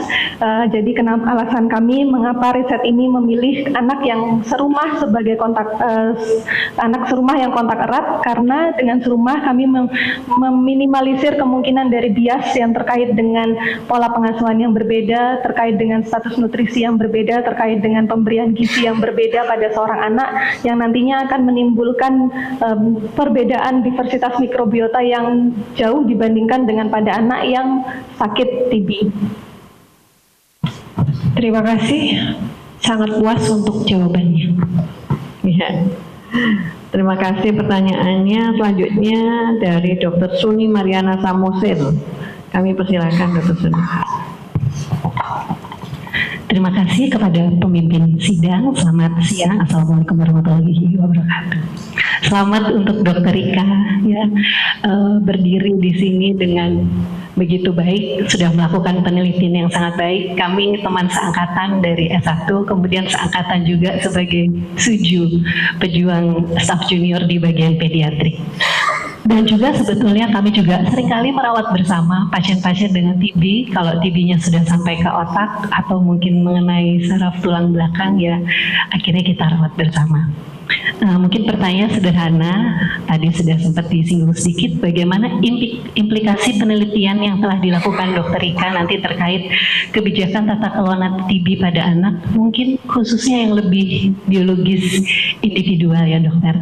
Nah kemudian sedikit menambahkan tadi kontak erat dari penanya Ibu Widiarti yang sebelumnya adalah orang serumah, mungkin yang juga cukup kontak erat usia remaja, kita sering melihat juga anak-anak dengan boarding school. Nah itu mungkin bisa menjadi pertimbangan karena rata-rata pasien kita TB otak kalau ditanya sekolahnya di mana, mungkin lebih dari 50% akan menjawab mereka sekolahnya di boarding school dengan kepadatan yang cukup tinggi. Terima kasih Dr. Rika, silakan dijawab. Ya, silakan ya Dr. Rika. Baik, terima kasih kepada Dr. Sani Mariana Samosir, spesialis anak. Jadi terkait dengan apa implikasinya pada riset ini terkait tata kelola TB pada anak, tentunya pada anak yang kontak erat, ternyata sudah terjadi reaksi imunologis yang kompleks pada seorang anak, sehingga kita tidak bisa menunggu ada gejala yang muncul baru kita melakukan sesuatu terhadap anak tersebut, karena kalau kita menunggu ada gejala tentunya nanti menunggu parah dan akhirnya akan menyebar ke TB yang lebih berat sampai dengan TB otak. Dan kalau misalkan TB otak tentunya penanganannya akan jauh lebih sulit lagi dan komplikasinya justru akan jauh lebih berat, sehingga tentunya dengan riset ini kita dapat dengan penelitian yang lebih mutakhir dan penilaian stratifikasi biologis, tentunya meskipun anak kontak erat kita sudah dapat menentukan apakah sudah ada kuman di dalam tubuhnya, sehingga kita bisa lebih tidak menunggu wait and see, menunggu ada gejala baru kita melakukan tindakan, tapi kita bisa melakukan intervensi yang lebih dini dengan pemberian terapi pencegahan tuberkulosis. Dan tentunya ini juga penting pada anak-anak yang tinggal di asrama, di pondok pesantren, atau anak-anak yang tinggal di rumah padat penduduk yang satu ruangan terdiri dari 20 anak, 30 anak. Ini tentunya penyebaran infeksi TB ini cukup tinggi, sehingga pentingnya tata kelola TB tidak hanya berbasis pada orang per orang, tapi juga lebih ke community dan terintegrasi terhadap layanan lain termasuk pendidikan. Bagaimana Dr. Suni? Terima kasih Dr. Rika, Prof. Iti. Kami sangat puas dengan jawaban Promovenda. Ya. Terima kasih juga pertanyaan Ana. Dan yang terakhir Dr. Rahma Ira Mustika Sari. Baru kali ini nih ujian UDT selama saya memimpin semua bertanya. Biasanya ada yang tidak sempat bertanya. Silakan Dr. Rahma. Ya, terima kasih pimpinan sidang atas waktunya. Izinkan saya mengucapkan selamat kepada Promovenda atas pemaparan disertasinya yang komprehensif. Mungkin saya melanjutkan pertanyaan Dr. Sani. Kira-kira untuk dari hasil penelitian Promovenda ini, untuk pemantauan jangka panjang TB dan terapinya, apakah ada yang Promovenda bisa sarankan untuk dapat diaplikasikan pada level kebijakan nasional? Terima kasih. Ya, silakan Dr. Rika. Baik, terima kasih Prof. Terima kasih Dr. Rahma Ira. Beliau merupakan rekan sejawat saya di Rumah Sakit Universitas Erlangga. Jadi apa implikasi terkait tata kelola TB pada anak di kedepannya yang bisa diaplikasikan secara nasional.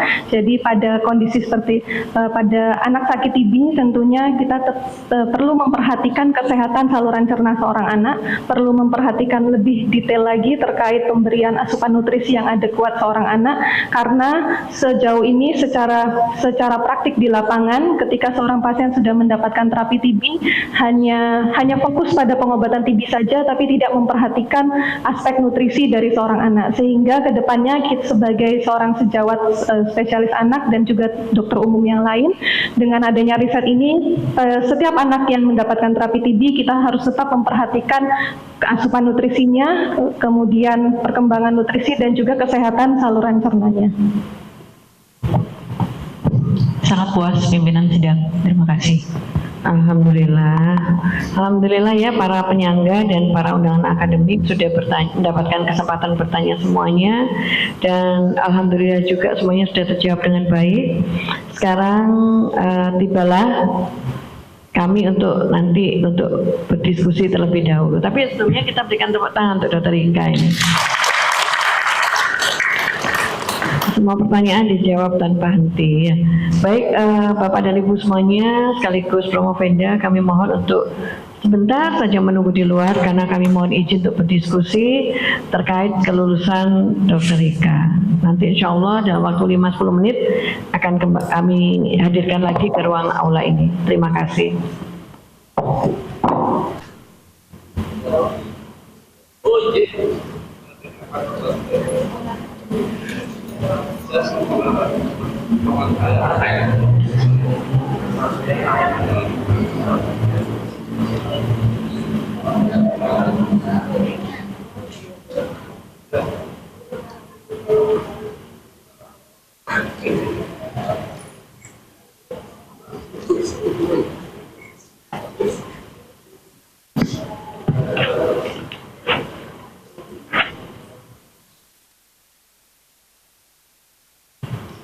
Bismillahirrahmanirrahim.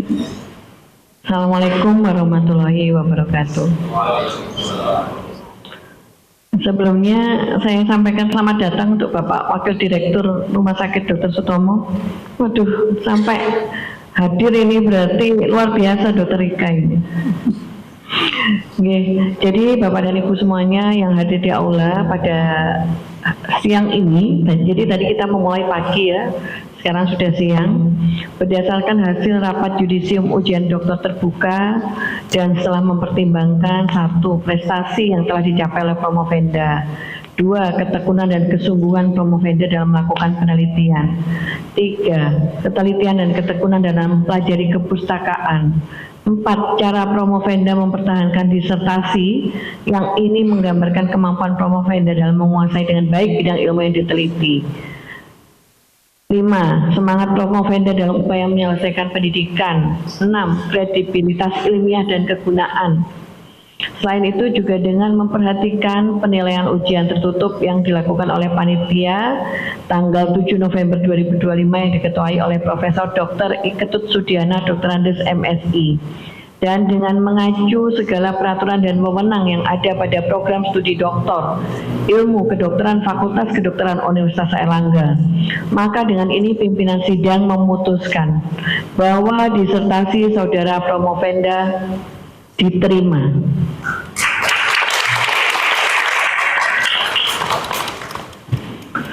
Dan dengan demikian, Saudara Rika Hapsari, dokter spesialis anak, magister kedokteran klinik, telah dinyatakan menyelesaikan pendidikan doktor program studi ilmu kedokteran dengan masa studi 3 tahun 1 bulan. Dengan demikian, setelah menyimak dan mengacu pada persyaratan yang telah ditentukan, maka Dr. Rika Hapsari, dokter spesialis anak, magister kedokteran klinik, dinyatakan lulus dengan predikat cum laude atau dengan pujian. Kepadanya diberikan hak untuk memakai gelar doktor dengan hak dan kewajiban serta kehormatan yang menurut hukum melekat pada gelar tersebut.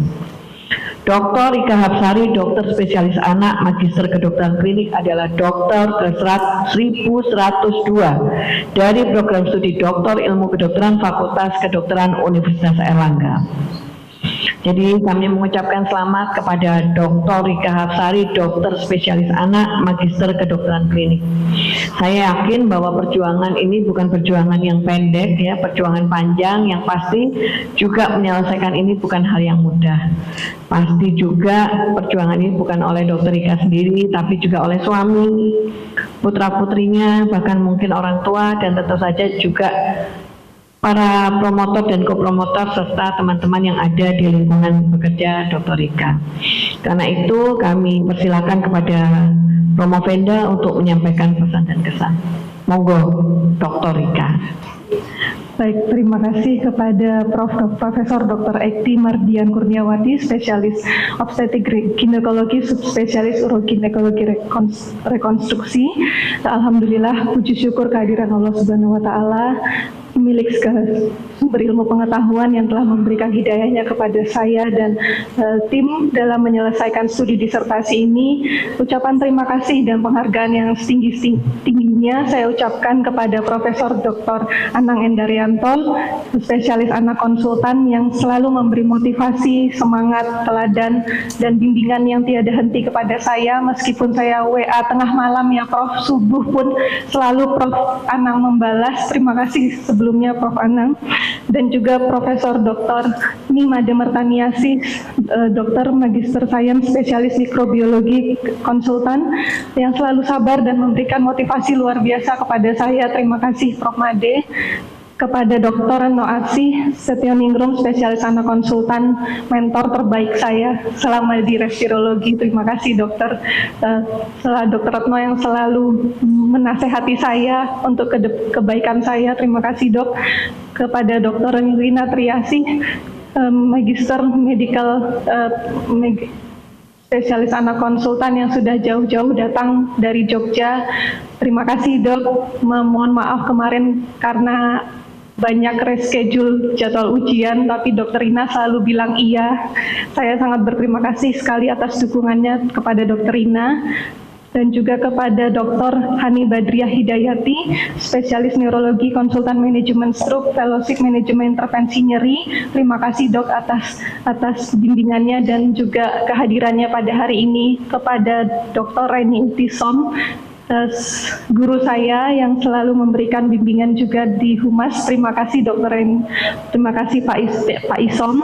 Kemudian kepada Dr. Nur Rohmah, spesialis anak, konsultan endokrinologi. Terima kasih Dok sudah membimbing saya. Dan yang terakhir kepada Profesor Dr. Ikutut Sudiana yang sudah membimbing saya sejak awal saya ujian sampai dengan saat ini, sudah selalu memberikan arahan dan masukan terkait dengan riset ini dengan sangat baik. Matur nuwun Prof atas bimbingannya, dan juga teruntuk Prof Ekti selaku Dekan Fakultas Kedokteran Universitas Airlangga, saya sangat terima kasih sekali memberikan kepercayaan dan amanah kepada saya menjadi asisten dekan. Saya harapkan dengan ini saya bisa memberikan sumbangsih kepada Prof untuk membantu selama masa jabatan Prof sebagai dekan. Dan juga kepada para tamu undangan, Dr. Taufik Hidayat, spesialis anak, subspesialis kardiologi konsultan. Terima kasih Dok atas kehadirannya. Semoga ujian terbukanya minggu depan dilancarkan ya Dok. Kemudian Dr. Hanadia Ferry, terima kasih Dok atas kehadirannya. Dr. Eni Suraida juga terima kasih Dok. Dr. Eni ini senior yang selalu saya konsuli di Rumah Sakit UNER. Terima kasih Dok. Kepada Dr. Arda Pratama Putra Kafid yang senior saya yang sangat baik hati di respirologi anak. Sukses Dok sekolah SP2-nya dan juga sekolah doktornya. Kepada Dr. Aini Airieva yang sudah terbang jauh-jauh dari Samarinda ke Surabaya, terima kasih atas kehadirannya. Kepada Dr. Nengsi Erlina, juga dokter dari Papua yang sudah selalu menemani saya apapun kegiatan saya, terima kasih Dr. Nengsi. Kepada Widiarti, sarjana fisioterapi, magister kesehatan, terima kasih. Semoga sukses ujiannya selanjutnya. Kepada Dr. Sani Mariana Samosir, semangat Dr. Sani, semoga selekas selesai dan kita sama-sama berjuang untuk subspesialis di bagian anak. Dan Dr. Rahma Ira Mustikasari, terima kasih Dok, juga sukses selalu untuk persiapan sekolah selanjutnya. Terima kasih saya ucapkan kepada Haji Muhammad Amir, SEMM, dan Hajah Niken Lestari Esos yang dari Ponorogo pagi-pagi sekali sudah ke sini membersamai cucunya untuk ujian terbuka. Terima kasih. Dan teruntuk orang tua saya, Haja Purwanto dan Haji Purwanto dan Haja Rofilah, Haji Dedi Prilianto dan juga Haja Erlin Siti Berlian. Terima kasih tak terhingga saya ucapkan. Akhirnya bisa mendatangkan kembali mama papa ke aula ini. Tiada kekayaan yang lebih utama daripada akal, dan tiada keadaan yang lebih menyedihkan daripada kebodohan, dan tiada warisan yang lebih baik daripada pendidikan. Terima kasih telah mewariskan saya warisan terbaik yang pernah saya dapatkan, yaitu pendidikan. Dan hal serupa yang nanti akan saya wariskan kepada anak-anak saya, 4 malaikat kecil saya, Nara, Ruby, Gira, dan Bara. Dan pendidikan memang tidak selalu hadir dari fasilitas mewah, tapi dari keluarga yang percaya bahwa ilmu adalah jalan memuliakan manusia. Betapa Allah menyayangi saya dengan menghadirkan banyak keluarga yang selalu mendukung saya. Karena tidak semua orang lahir dengan dukungan yang sama, saya sangat berterima kasih dan berdoa semoga Allah selalu menjaga keluarga saya. Dan terakhir, untuk tercinta terkasih, donatur saya, supporter saya, motivator saya, kepada Dr. Erdianto Akbar, spesialis DTKV, subspesialis penyakit jantung konsultan. Terima kasih atas pengertiannya, kesabarannya, semuanya, apapun itu untuk kebaikan saya, selalu mendukung saya. Terima kasih kepada setiap pihak, adik-adik saya, para senior saya, guru besar di Departemen Ilmu Kesehatan Anak. Saya ucapkan banyak sekali terima kasih yang mungkin tidak bisa saya sebutkan satu-satu karena memang ujian S3 ini sesuatu bagi saya, sehingga semua orang yang membantu saya dengan hati yang tulus saya ucapkan banyak sekali terima kasih. Akhir kata, wassalamualaikum warahmatullahi wabarakatuh. Waalaikumsalam warahmatullahi wabarakatuh. Sekali lagi selamat Dr. Rika Hapsari, dokter spesialis anak, magister kedokteran klinik. Dan yang berikutnya tidak akan lengkap kalau kita tidak mendengarkan bersama-sama kesan dan pesan yang akan disampaikan oleh promotor, yaitu Profesor Dr. Anang Endaryanto, Dr. Mars, spesialis anak konsultan. Kami persilakan, Prof. Terima kasih, Bu Ketua Sidang. Bismillahirrahmanirrahim. Assalamualaikum warahmatullahi wabarakatuh. Yang saya hormati dan saya muliakan pimpinan sidang ujian terbuka Profesor Dr. Ekti Mardian Kurniawati, dan tentu Ketua Panitia Ujian Tahap 1 Prof. Ketut Sudiana. Mohon maaf kalau saya tidak menyebutkan gelar secara lengkap, hanya gelar utama aja. Yang saya hormati tentu para penyangga dan penguji ujian disertasi terbuka, Profesor Nimade Merdianiasi sebagai kopromotor 1. Terima kasih Prof. Made sudah bersama-sama membimbing, juga Dr. Noasi Setio Ningrum sebagai kopromotor 2, Dr. Rina Triasi sebagai penguji dari universitas lain UGM, Dr. Hani Badriah Hidayati, Dr. Reni Isyong dari FK UNER, dan Dr. Nurrohmah dari Departemen Ilmu Kesehatan Anak. Juga tentu para semua undangan akademik yang hadir dan ikut meningkatkan kualitas ujian ini dengan berbagai pertanyaannya. Dr. Edianto Akbar, ini sudah kenal lama ya dok. Saya kemarin pada saat dikonsultasi BPT ya, karena riset ini begitu kompleks ya, saya nguji apakah PPT itu mudah dibaca oleh audiens yang sama sekali sebagian besar itu tidak terlalu mendalami TV. Saya ucapkan tolong dibaca sama Pak suami, apa beliau ngerti atau tidak gitu. Kalau ngerti berarti PowerPoint Anda sederhana. Apa jawabannya? Jawabannya pokoknya beres ya. Nah, alhamdulillah, terima kasih. Ini Dr. Taufik Hidayat, Dr.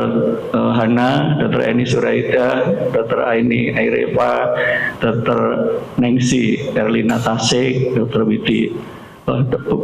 Widiarti, Sarjana Fisika Memkes, Dr. Sani Mariana Samusil, Dr. Rahma Ira Mustikawati, semua guru besar atau siapa akademisi yang hadir di sini, dan seluruh undangan termasuk Prof. Ahmad Suryawan yang hadir selaku sejawat ya, dan sebagai pimpinan di Rumah Sakit Umum Daerah Dr. Sutomo. Hadirin yang saya hormati, sebagai promotor izinkanlah saya mengawali ini dengan menyampaikan rasa hormat, apresiasi dan terima kasih setinggi-tingginya pada seluruh penyangga dan penguji yang telah berkenan dan meluangkan waktu, tenaga dan pikiran untuk hadir di forum ini. Bahkan ada yang dari jauh ya. Kemudian pertanyaan-pertanyaan yang diajukan mencerminkan kedalaman keilmuan lintas disiplin, mulai dari ilmu kesehatan anak, mikrobiologi, imunologi, epidemiologi, bahkan neurologi dan kesehatan masyarakat. Forum ini tentu bukan sekedar pengujian administratif, melainkan ruang dialektika ilmiah, tempat gagasan dari promovendus yang sekarang sudah doktor diuji, dikritisi, dimatangkan agar banyak menjadi sumbangan ilmu pengetahuan. Saya juga menyampaikan penghargaan kepada seluruh undangan akademik, karena dengan kehadiran kita semua di sini, kita ikut menjaga marwah tradisi akademi Universitas Airlangga sebagai institusi penghasil ilmu pengetahuan yang bermutu dan berdampak seperti hasil riset disertasi ini. Hadirin yang saya muliakan, Promopendus kita hari ini yang sudah Dr. Rika Absari telah menempuh perjalanan akademik yang panjang, menantang, dan penuh ketekunan. Dari judul disertasi ini sudah sangat mencerminkan kompleksitas, ya, karena mencerminkan, menyatukan satu pendekatan klinik tuberkulosa anak, wajar karena beliau adalah seorang klinisi. Kemudian kedua, mikrobiota saluran cerna berbasis next generation sequencing. Kemudian pemeriksaan molekuler PCR 16 RNA untuk mendeteksi viabilitas kuman TB hidup, serta analisis mekanistik menggunakan structural equation modelan parsial dengan PLS. Jadi Ibu Ketua Sidang, Prof. Ekti menanyakan tahun 2025 ya sudah harusnya selesai, dan sebenarnya Dr. Rika ini sangat luar biasa ketika diberikan tugas untuk memperbaiki sangat cepat, tetapi riset ini memang sungguh kompleks dengan variabel sangat banyak, dan berkali-kali ketika Dr. Rika ingin mengajukan seminar dan sebagainya, kami harus konsolidasi, sehingga tentu banyak sekali temuan-temuan yang baru yang sebenarnya tidak sepenuhnya kita ungkap di sini ya, karena keterbatasan waktu. Jadi pada saat itu, pada seminar tahap pertama, modelnya yang ada seperti ini. Kemudian ternyata tim promotor menemukan lain, model ini sebenarnya yang lebih tepat. Jadi variabel-variabel sudah tersedia dan sudah dianalisis sesuai tujuan riset, tetapi ternyata ada temuan baru yang luar biasa yang menghubungkan antara variabel yang ditemukan dengan outcome. Kemudian kita sesuaikan lagi. Kemudian seminar kedua ketemu lagi sebuah variabel, sebuah mekanisme yang luar biasa dari hasil riset yang terbaru, dan seterusnya. Jadi proses pendidikan S3 ini saya yakin sangat-sangat bermanfaat bagi Dr. Rika, karena dengan pengalaman yang singkat hanya 3 tahun, beliau dengan luar biasa mempelajari, mensintesis semua hasil-hasil yang dia dapatkan dengan pengambilan data yang luar biasa, tidak hanya secara klinis tetapi juga saya lihat juga berdasarkan bukan hanya hospital base ya, ternyata juga hasil pengambilan datanya itu population base, dan itu menjadi gabungan.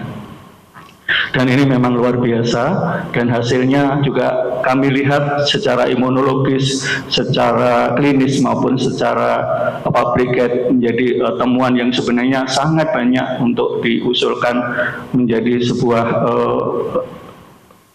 program perbaikan untuk penanganan TB yang ada di Indonesia. Buat Ibu sekalian, tidak ada disertasi yang lahir dari kerja individu semata. Saya yakin di balik keberhasilan akademik Dr. Rika saat ini berdiri keluarga yang kokoh, sabar, dan penuh cinta. Terima kasih pada orang tua Promopendus, Bapak Purwanto SHMH yang hadir di sini, dan Ibu Rofifa SPPD, juga mertua Bapak Dr. Dedi Brilianto SPPD dan Ibu Erlin Siti, dan tentu Pak suami Dr. Erdianto Akbar SPPTKV yang telah menjadi pendamping, dan tentu tanpa dorongan pasti tidak akan secepat ini ya, karena riset itu betul-betul kompleks. Kalau Anda bukan seorang ahli kedokteran, baca tadi itu analisa jalur, itu pasti meledak ya. Tetapi kalau misalnya Anda cukup mendalami molekuler, maka banyak sekali hal yang ditemukan oleh Dr. Rika sebagai seorang peneliti. Juga putra tercinta ya yang hadir ya hari ini ya, Naryaya Putra dan Medina Rupi, rupanya namanya itu kombinasi ya dari suami istri ini. Jadi hari ini adalah kemenangan keluarga, keberhasilan dari buah kesabaran kolektif, doa yang tidak terputus, dan cinta yang tidak bersyarat ya. Salah satu tolok ukur disertasi adalah novelty. Disertasi ini menghasilkan kebaruan yang jelas dan kuat, antara lain: pertama, menggeser paradigma TB anak dari pendekatan yang semata-mata klinis atau radiologis menjadi pendekatan biologis mekanistik yang saat ini berbasis gadlang aksis. Kedua, penggunaan PCR 16S RNA darah sebagai indikator keberadaan tuman kiti hidup pada anak adalah sebuah pendekatan yang jarang dilakukan oleh penelitian pada manusia, terutama pada populasi anak. Ketiga, integrasi profil mikrobiota, viabilitas MTB, dan regulasi sitokin dalam satu model kausal memberikan pemahaman baru bahwa TB anak adalah betul-betul penyakit yang kompleks.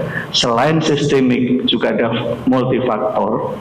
Kita harus hati-hati pada hal yang ditemukan hari ini karena tidak semua anak yang menerima ASI, tidak semua anak yang lahir dengan seksual yang disumbang mikrobiota sehat pada ibu itu ternyata aman dari TB karena ternyata mereka berinteraksi. Dan riset ini kalau kita dalami bahwa kuman TB itu juga ikut bersembunyi sehingga menghalangi dia dikenal oleh sistem imunitas. Selamat Dr. Rika sudah menemukan hal ini, dan kita untuk dokter-dokter anak atau peneliti akan lebih hati-hati dalam mensikapi tata laksana TB yang dulu menganggap bahwa seorang yang lahir normal, seorang yang mendapatkan ASI penuh itu pasti lebih aman dari TB. Dengan riset ini maka justru itu yang harus kita hati-hati mensikapi dan terus mengamati bagaimana lingkungan yang akan menularkan pada anak-anak dengan kondisi lingkungan yang kita anggap baik. Dan disertasi ini memberikan temuan ilmiah penting antara lain disbiosis mikrobiota saluran cerna berhubungan dengan keberadaan MTB hidup, penelusuran filum Bacillota dan peningkatan Pseudomodota merupakan ciri biologis penting bagi TB anak. Saya kira ini suatu temuan asli ya di Indonesia. Dan ILN gamma dan IL-10 meningkat bersamaan menunjukkan respon imun TB anak bersifat kompleks, protektif sekaligus permisif. Dan ini menjadi sebuah kajian imunitas yang penting. Dan IL-17 itu tidak meningkat signifikan, menegaskan perbedaan respon imun dibandingkan model hewan. Jadi oleh karena itu sangat penting kalau kita sudah meneliti di hewan coba, maka hasil-hasilnya itu tidak boleh langsung diimplementasikan dan harus diteruskan dengan riset seperti yang ditemukan oleh Dr. Rika ini. Temuan ini akan memperkaya literatur global dan membuka ruang riset lanjutan yang berbasis microbiome targeted strategy. Dalam konteks nasional, disertasi ini memberikan dasar ilmiah baru untuk stratifikasi risiko biologis anak kontak TB dengan pengembangan screening berbasis biomarker, dengan penyusunan pedoman TFT berbasis risiko dan bukan pendekatan yang seragam. Hal ini sangat relevan dengan upaya eliminasi TB nasional khususnya pada populasi anak yang selama ini sulit didiagnosa dini. Dan dampaknya riset ini bagi kesehatan masyarakat nasional dan global. Secara lebih luas, riset ini berdampak pada kesehatan masyarakat tingkat nasional dengan mendorong pergeseran dari pendekatan reaktif kepada preventif.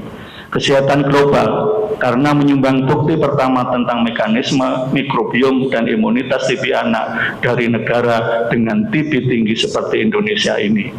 Disertasi ini selaras dengan WHO NTB strategi, khususnya pilar inovasi dan pencegahan. Akhirnya ucapan terima kasih kepada seluruh pihak saya ucapkan pada tentu Universitas Airlangga, Fakultas Kedokteran Universitas Airlangga, Program Studi Ilmu Kedokteran, Rumah Sakit Umum Daerah Dr. Sutomo dan Rumah Sakit Universitas Airlangga, Lembaga Penyakit Tropis Universitas Airlangga, seluruh dosen pengajar, staf akademik, tenaga laboratorium, tim klinik, serta tim peneliti secara keseluruhan. Tentu seluruh responden penelitian dan semua pihak yang tidak saya sebutkan secara satu persatu. Pada akhirnya, Promovendus yang saya banggakan, Dr. Rika, hari ini Anda telah membuktikan diri layak menyandang gelar doktor dan tentu lebih layak menjadi asisten budekan. Beda ya, kalau tadinya doktor, sekarang asistennya aja doktor. Danio pembantu rumah tangganya ya. Mungkin nanti didoktorkan lagi ya. Jadi kalau kita lihat bahwa Dr. Rika ini memang suka pada hal yang bersifat inovatif, jadi sangat yakin saya bahwa beliau akan bisa membantu kemajuan fakultas kedokteran ini. Jadi hari ini Dr. Rika sudah membuktikan semua, semoga ilmu ini menjadi amal jariah yang memberi manfaat bagi anak-anak Indonesia, memperkaya ilmu kedokteran. Sekali lagi selamat Dr. Rika, selamat untuk Departemen Ilmu Kesehatan Anak, RSDS dan RSUA, serta tentu Fakultas Kedokteran UNER. Saya kira demikian yang bisa saya sampaikan. Billahi taufiq wa hidayah. Wassalamualaikum warahmatullahi wabarakatuh.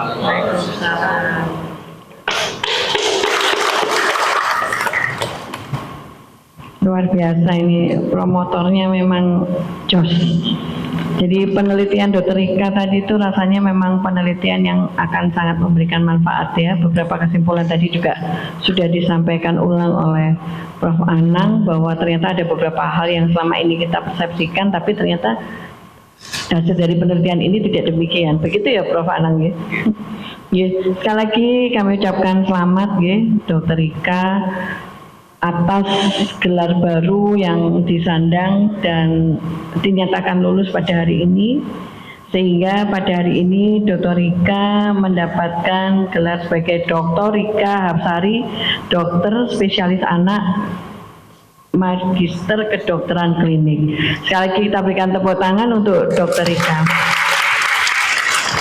Jadi mudah-mudahan gelar ini akan memberikan banyak manfaat, bukan hanya untuk Dr. Rika, tapi juga untuk institusi, baik itu departemen kedokteran, departemen pediatri ya, departemen ilmu kesehatan anak begitu, departemen ilmu kesehatan anak, dan juga memberikan manfaat untuk para mahasiswa di Fakultas Kedokteran, dan pasti juga memberikan manfaat untuk pasien-pasien dan secara luas bagi bangsa Indonesia. Saya yakin sedikit pun ilmu yang sudah kita baca, kita pelajari, kita hasilkan itu pasti akan memberikan manfaat untuk bangsa Indonesia. Jadi terima kasih untuk perjuangannya selama ini. Selamat, dan juga kami ucapkan selamat untuk promotor, kopromotor, suami, bapak dan ibu, bahkan tadi nenek ada ya, nenek sehat ya, Masya Allah, hadir di sini semuanya, juga putra putrinya semuanya, dan juga untuk departemen dan KSM ilmu kesehatan anak yang hari ini telah mendapatkan 1 doktor. Jadi ini menambah kekuatan di departemen atau KSM. Terima kasih, saya izin menutup. Wabillahi taufiq wal hidayah. Wassalamualaikum warahmatullahi wabarakatuh.